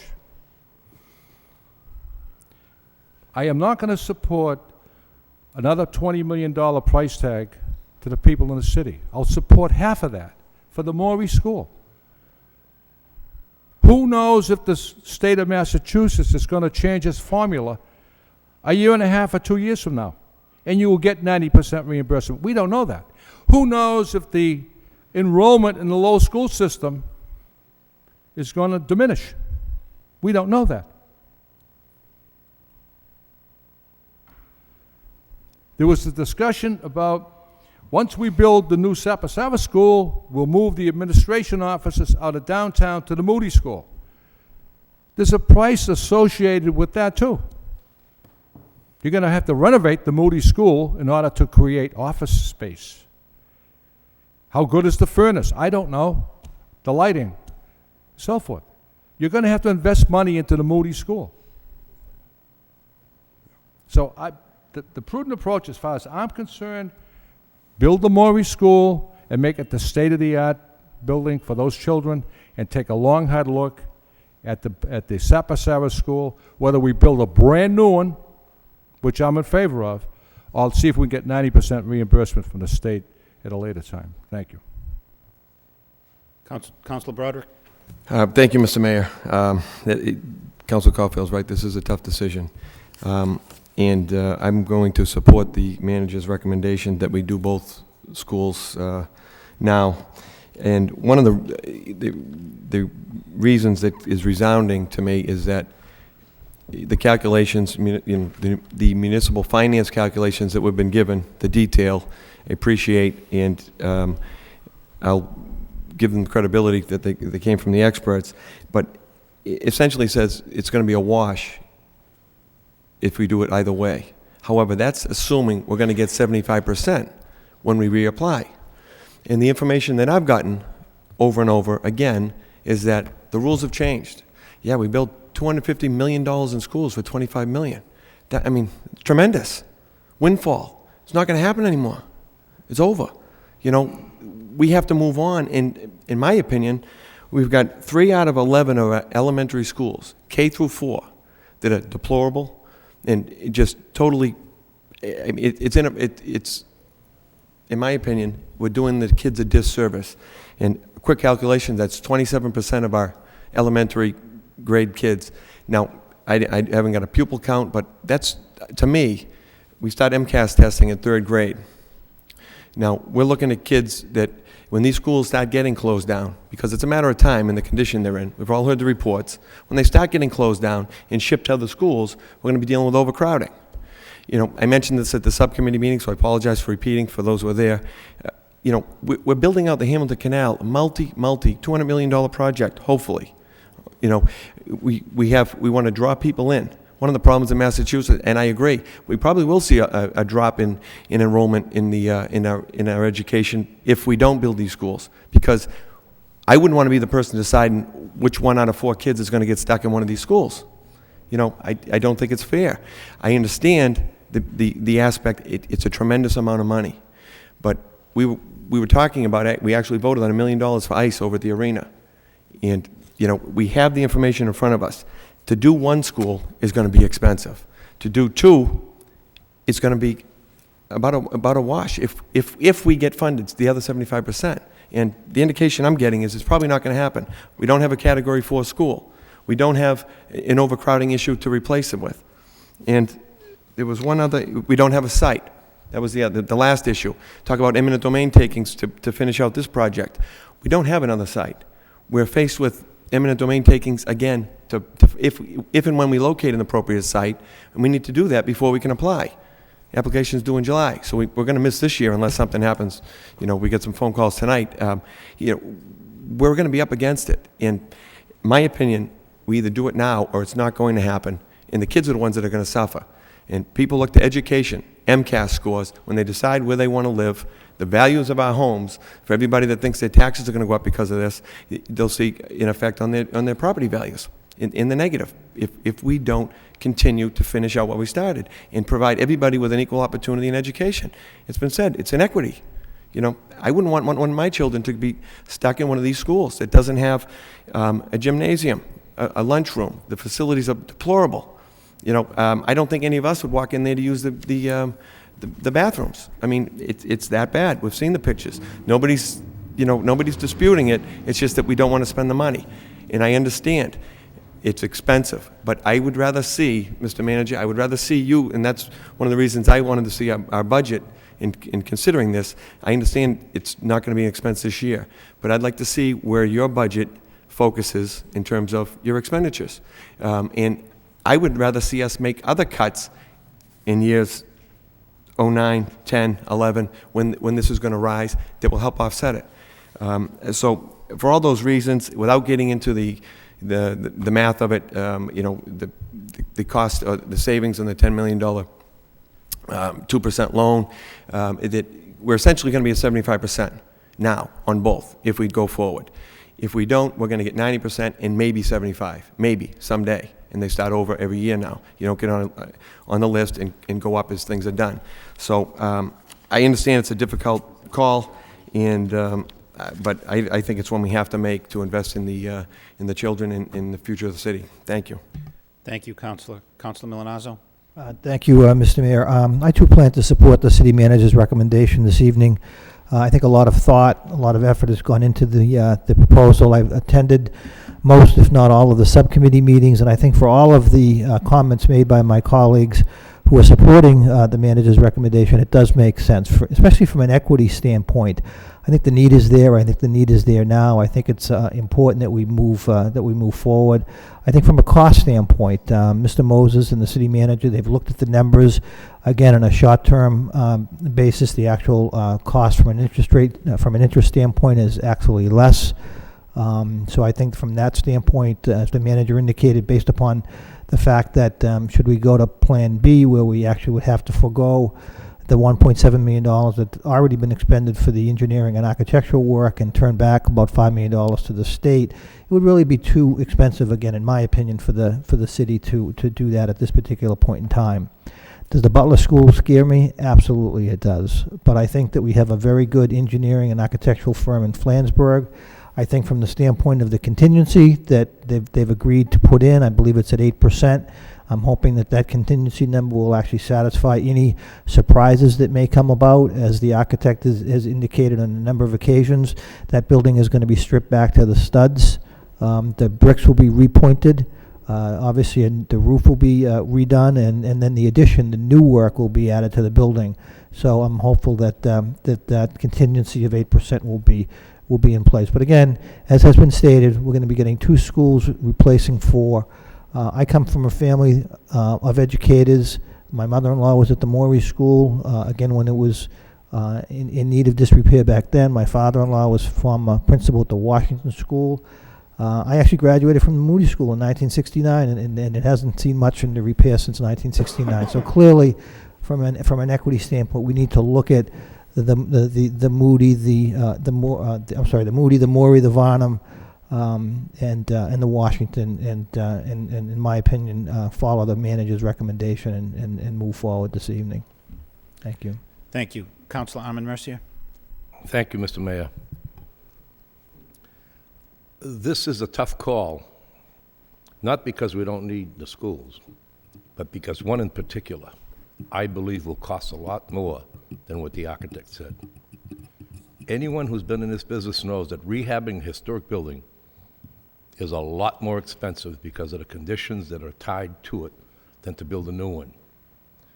And when you look at that particular site, just visualize, if you will, the buses going in and out of there every day, making a turn on that small street, and I think we have to buy some land in order to provide parking, but the land we're buying is not going to facilitate the buses going in and out.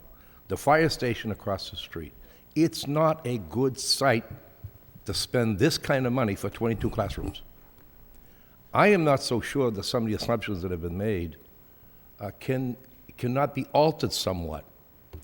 I believe with a strong delegation and some real push on the part of the state that we could put a new Butler school and have it approved by the state at 75%, which is what is the number now. We can't forget that right now building the Morey School has a 90% reimbursement. If you add the Butler School, in spite of what I said about its condition, you lower that to about 65%. Those are dollars. Those are important dollars. I honestly believe that we should proceed with the Morey School, and I also believe that we should put a new Sapasara School on the books into the state and do whatever we can with our delegation and our local clout to have that be approved, because there might be conditions at the time that we put that forward that would elevate it in terms of its priorities. Particularly if we're talking about a new school, because it's my understanding, hearing from the superintendent, that a rehab of an existing building is not a priority in the eyes of the people who are going to be helping us with this.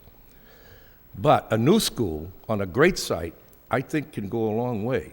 I am in favor of 2 schools being built. Absolutely no doubt about it, we need it.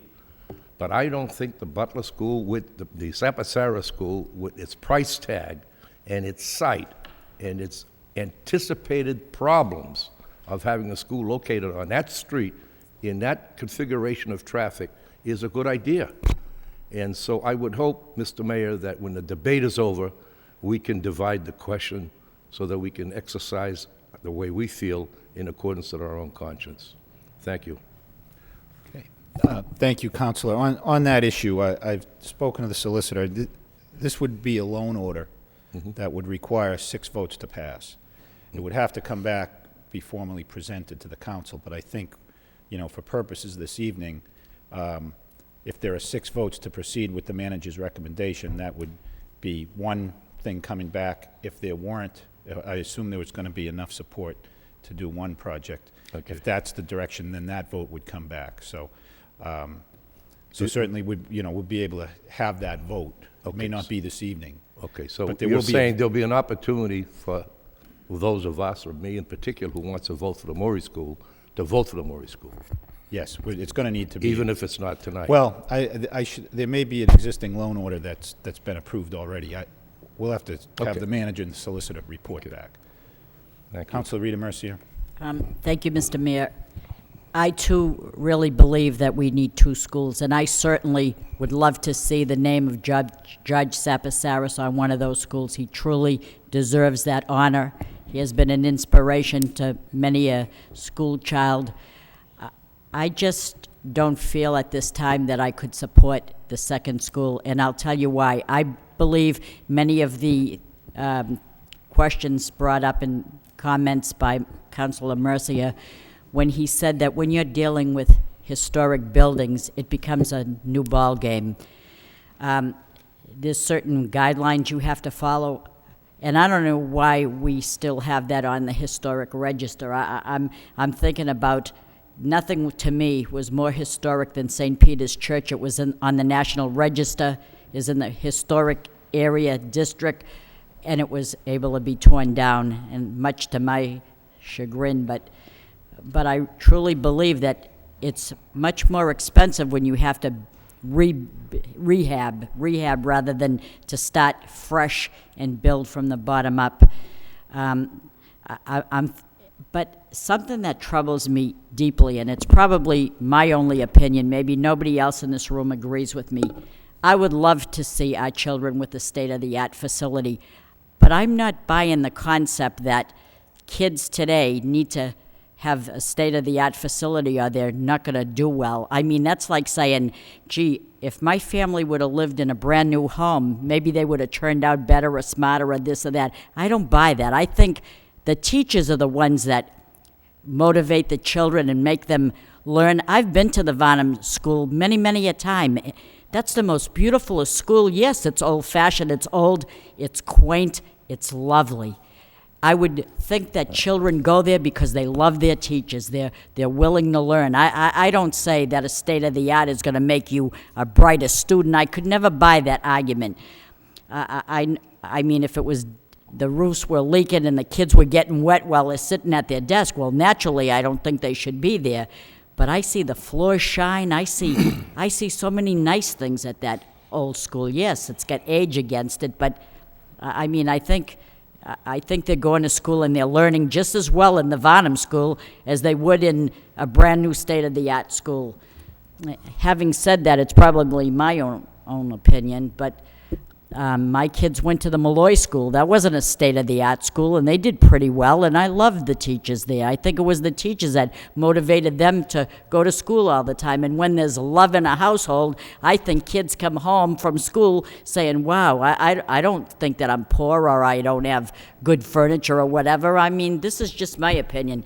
But ultimately, I'm thinking, can our taxpayers afford it? What are we going to do?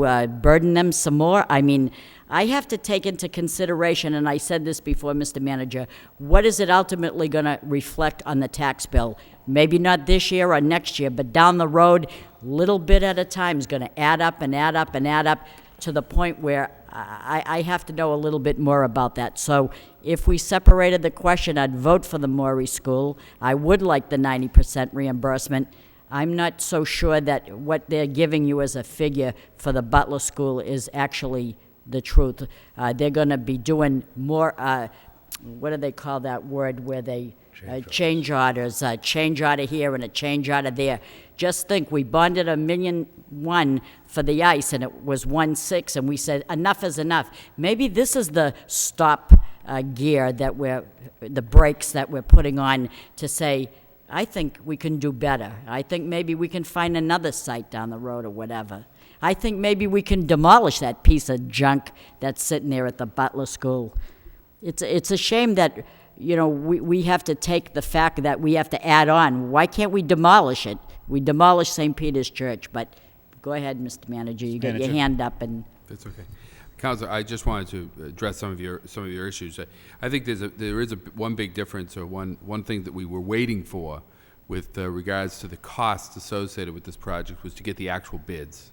We have those actual bids now. I think Councilor Caulfield was very right on target back in January or February when we talked about this, and he expressed concerns that the estimates that we were getting from the architects and from the project manager were too optimistic.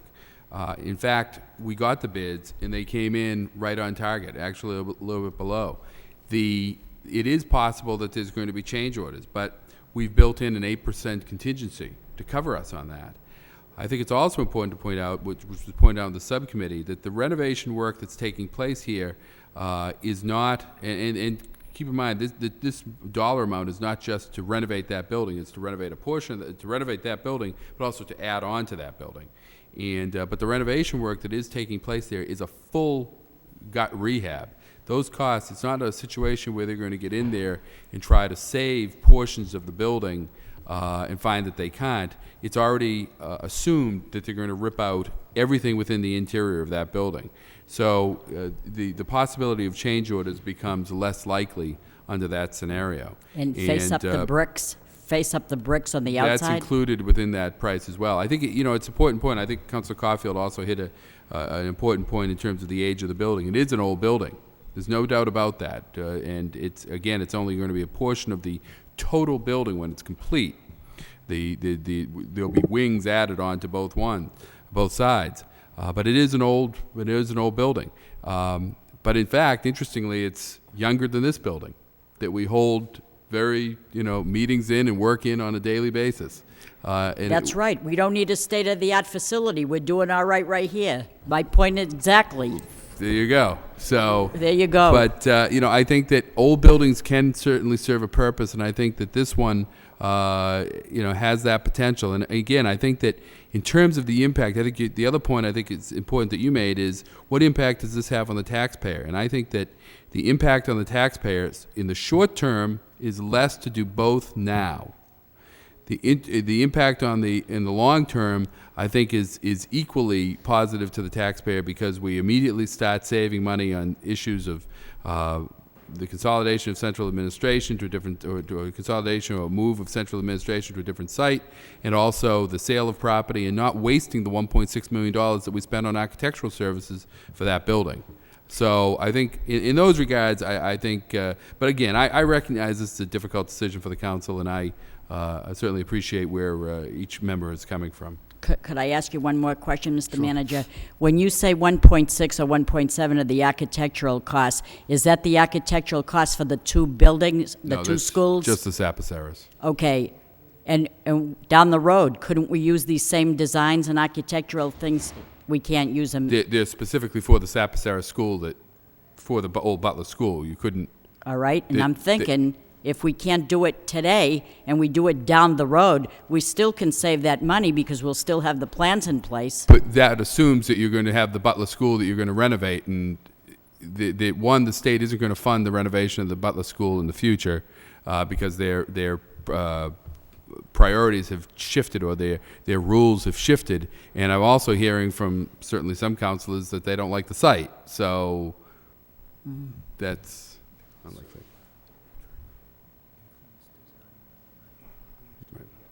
I want to hear what he's saying. I want to know what he said. Privileged information.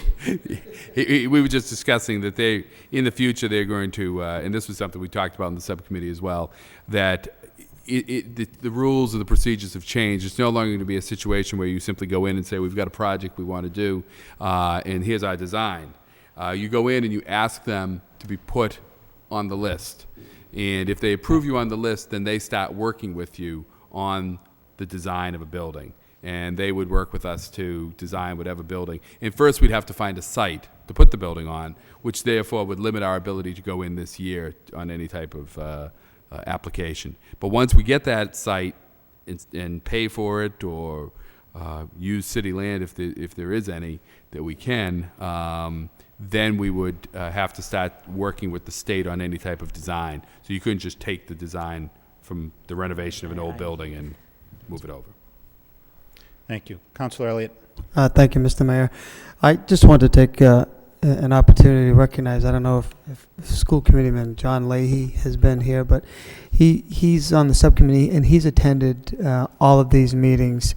And I know he has the best interest of children and the city in mind. He's lobbied me almost every week at either a soccer game or a soccer practice, and I understand that there is a need to do this as well. But I have to say, Councilor Mercier really sort of brought up an issue that I always have to agree with, that we don't want children going to school in squalor conditions, but it's the teachers and it's the parents that make up the foundation of that child, and they can be taught anywhere.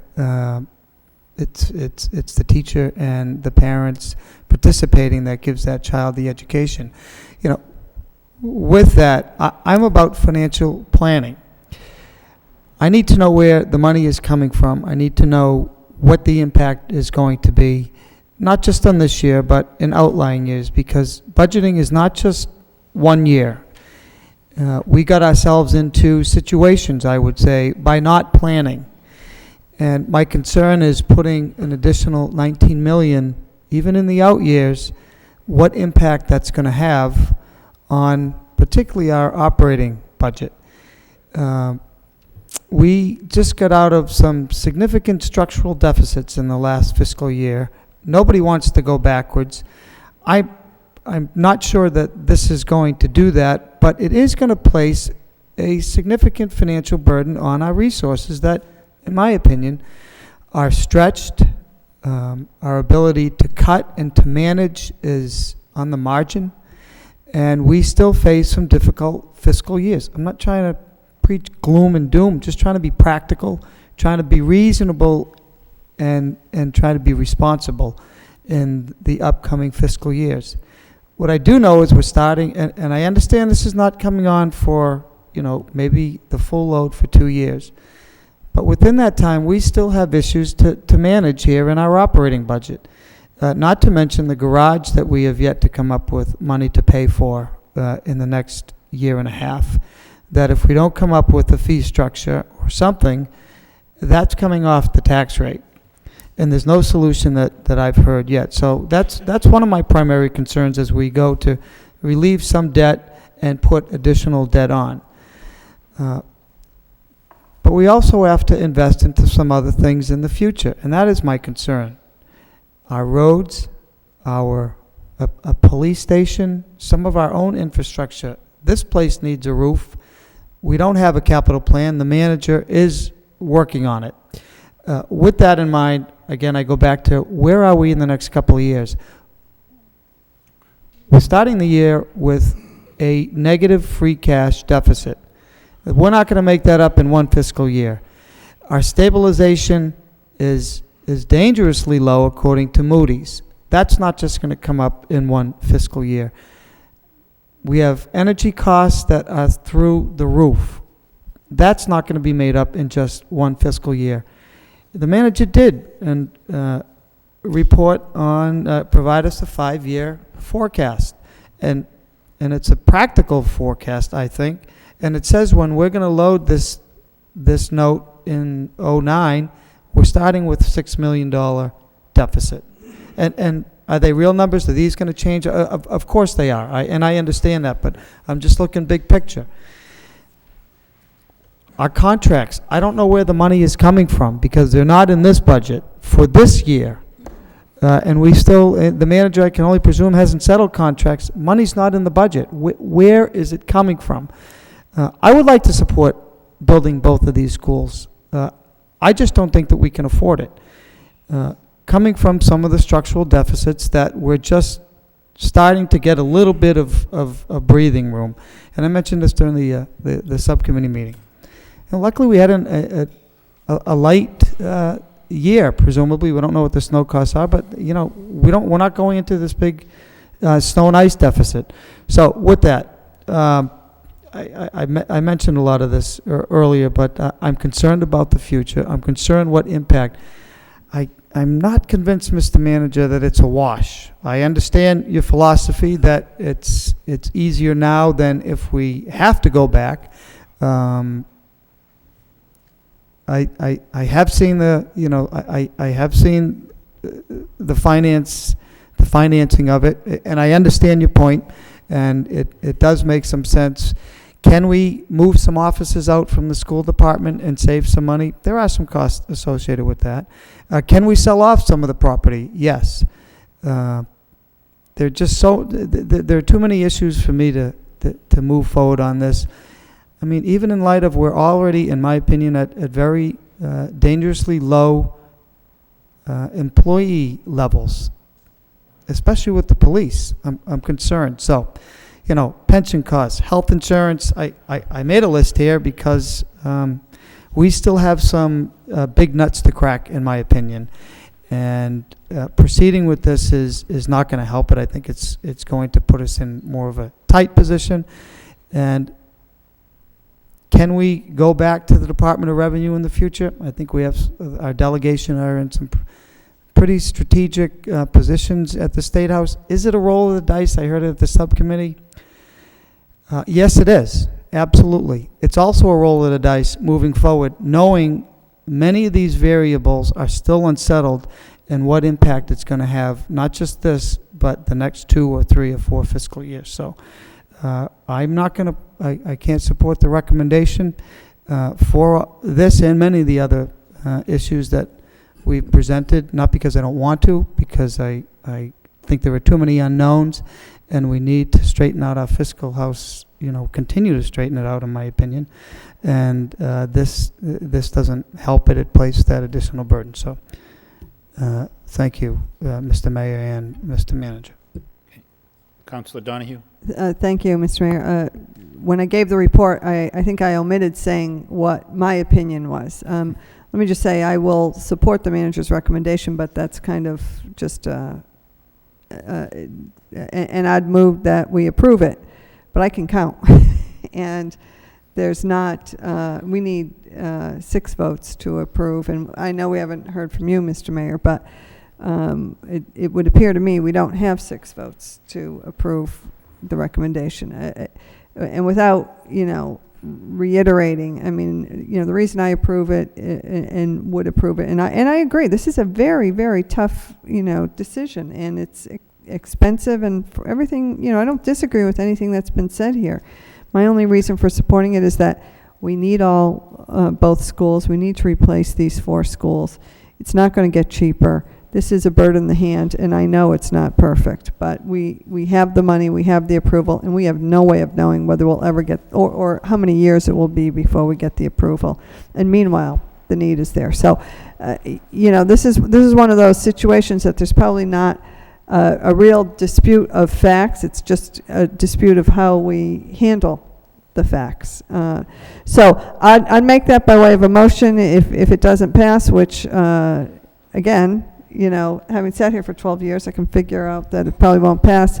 Then I would expect we move to the next plan and based on the commentary here. So I'd make that motion that we adopt the manager's recommendation. Motion's been seconded by Councilor Ramirez. Could I, Mayor Martin. Speak on the motion at least? I don't know if it's an advantage or disadvantage to go first or last sometimes, but and I agree. I'm going to support the motion to approve the manager's recommendation. It appears that will fail, but I wanted to make a few points. First, I think, is that facilities matter. With all due respect to my colleague to the right, I know the active learning that goes on in the schools every day is good, and that's due in most part to the great leadership we have, the administrative level, the school teachers in the classroom that inspire kids to learn. And that, true, can take place anywhere. It can take place in the worst facility in the world. It can take place in a magnificent building. But the more I'm in the schools, and the more you talk to teachers, and the more you talk to students, is that when they're in a first-rate facility, they feel respected, they feel that the work they're doing there is important, and they're inspired to do their best work. And so to say that if we had substandard facilities, people could learn there, yes, they could. But I think it's easier in a first-rate environment. We have that for the most part in the city. We have an ambitious school building program. I think we need to complete it. And yes, it's expensive. I think part of the reason I would support the manager's plan is because there's certainty with it. There are many variables, and a lot of the suggestions we've heard here tonight. Can we go back and look at another site? Can we move one of the buildings to a new site? The subcommittee's been at this now, I think, for the better part of at least 6 months, if not a year, and has explored many of those options. I agree that this is not a great site. I'm not thrilled about this site.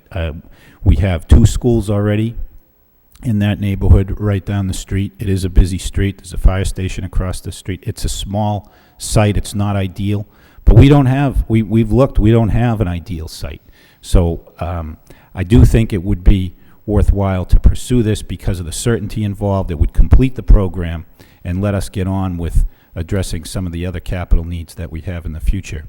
The other thing the other point I'd like to make is if this doesn't proceed, I think the council needs to make a commitment to pursue the second school. When or whether that will be in large part up to the state process. But I think there's recognition from the counselors that have visited these schools recently that we need a new building to replace the Varnum and the Moody at least, possibly the Washington, depending on if there's a sufficient drop in student enrollment levels. But I think we need to make that commitment to begin the process to go in and start the second school, whether that's going to be 3 years out, 4 years out, 5 years out, but we need to start now to pursue that. So much of what's been said I agree with. I don't want to belabor the point, but I do think it would be important for the council to at least send that message to the manager and the school children that we are going to pursue a new avenue for a new school. It would, under current regulations, have to be at a different site, and it may turn out for the best in the long run. You never know. So hopefully it will. That's all I have to say. Thank you, Mayor Martin. Roll call on the motion? Counselor Rita Mercia? No. Counselor Milonazo? Yes. Counselor Ramirez? Yes. Counselor Broderick? Yes. Counselor Caulfield? No. Counselor Donahue? Yes. Counselor Elliott? No. Mayor Martin? Yes. Counselor Almond Mercia? No. 5-4, the motion fails. Could I offer a motion to... Chair recognizes Councilor Ahmed Mercia. I would like to move at this time that we proceed vigorously with the building of the new Maury School and that we resubmit a Sapasara school to the state as vigorously as we're going to be pursuing a Maury School. Second. Yeah. Motion on the floor, it's been seconded. Any further discussion on the motion? Clerk will call the roll. Counselor Rita Mercia? Yes. Counselor Milonazo? Yes. Counselor Ramirez? Yes. Counselor Broderick? Yes. Counselor Caulfield? Yes. Counselor Donahue? Yes. Counselor Elliott? Yes. Mayor Martin? Yes. Counselor Almond Mercia? Yes. 9 yeas. 9 yeas. Thank you. I'd also like, to the point of personal privilege here, Mr. Manager, I respect the fact that you make recommendations according to your own evaluation and your assessment. And my not supporting your recommendation has nothing to do with you making it. I would hate to see the day that you would be making recommendations according to the barometer. So I commend you for coming in as strong as you did for something you believe in spite of the fact that I don't agree with it. I appreciate that, Councilor. I'll second that suggestion as well. Okay, thank you. And I echo that feeling. And we always come from, Mr. Manager, let's build 2 schools, but let's do it prudently. So, Yes, Mayor Martin. I just, Councilor Elliott spoke earlier about acknowledging members of the school committee. Many of them have invested many hours in many subcommittee meetings. I know tonight, school committee woman Jackie Doherty is here as well. So I thought we should acknowledge her as well as all the members of the school committee who participated in this process. Thank you. And Madam Superintendent, thank you.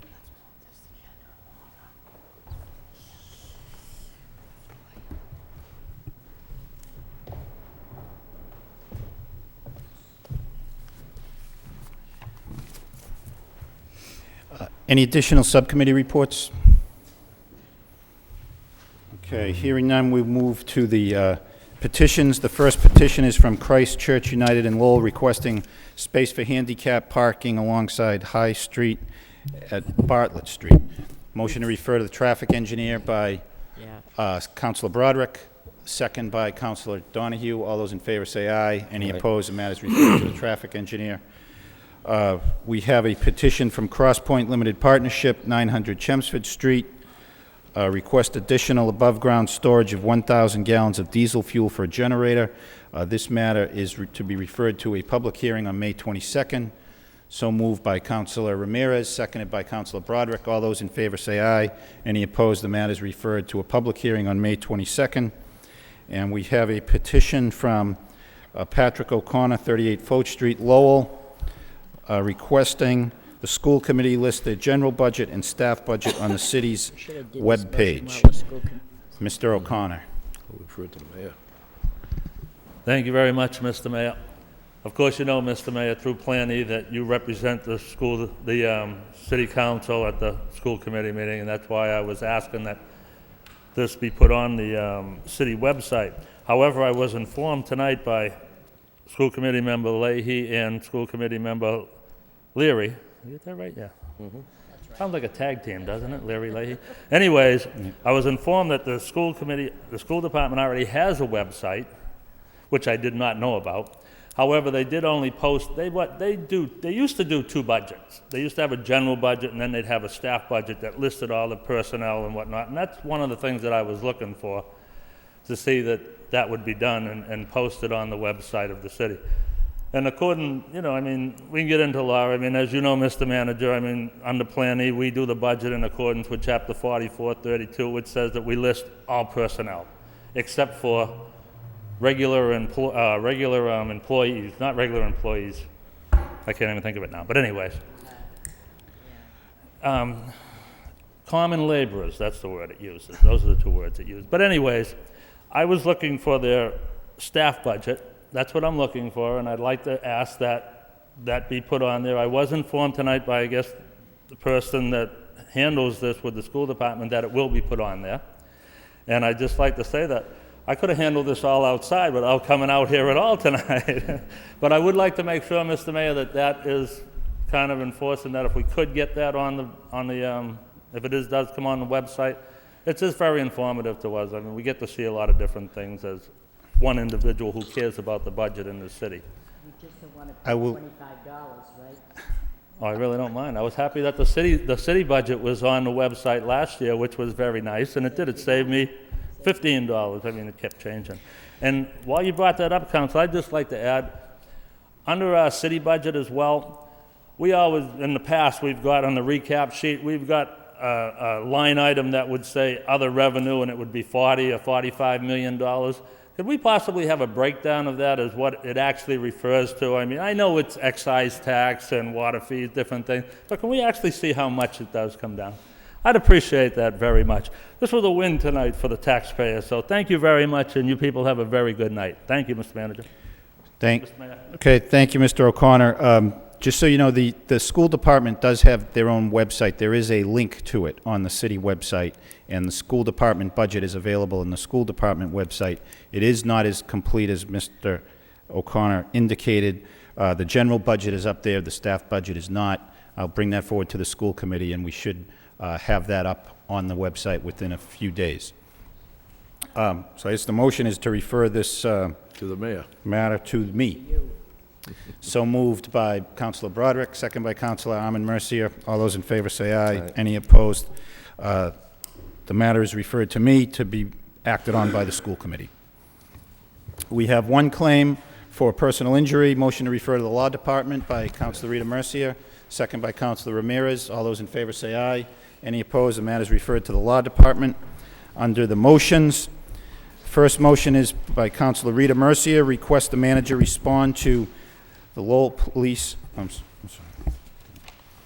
City Council requests the city manager respond to the report of Lowell Police transferring to Boston, and if so, what are the plans for police coverage here?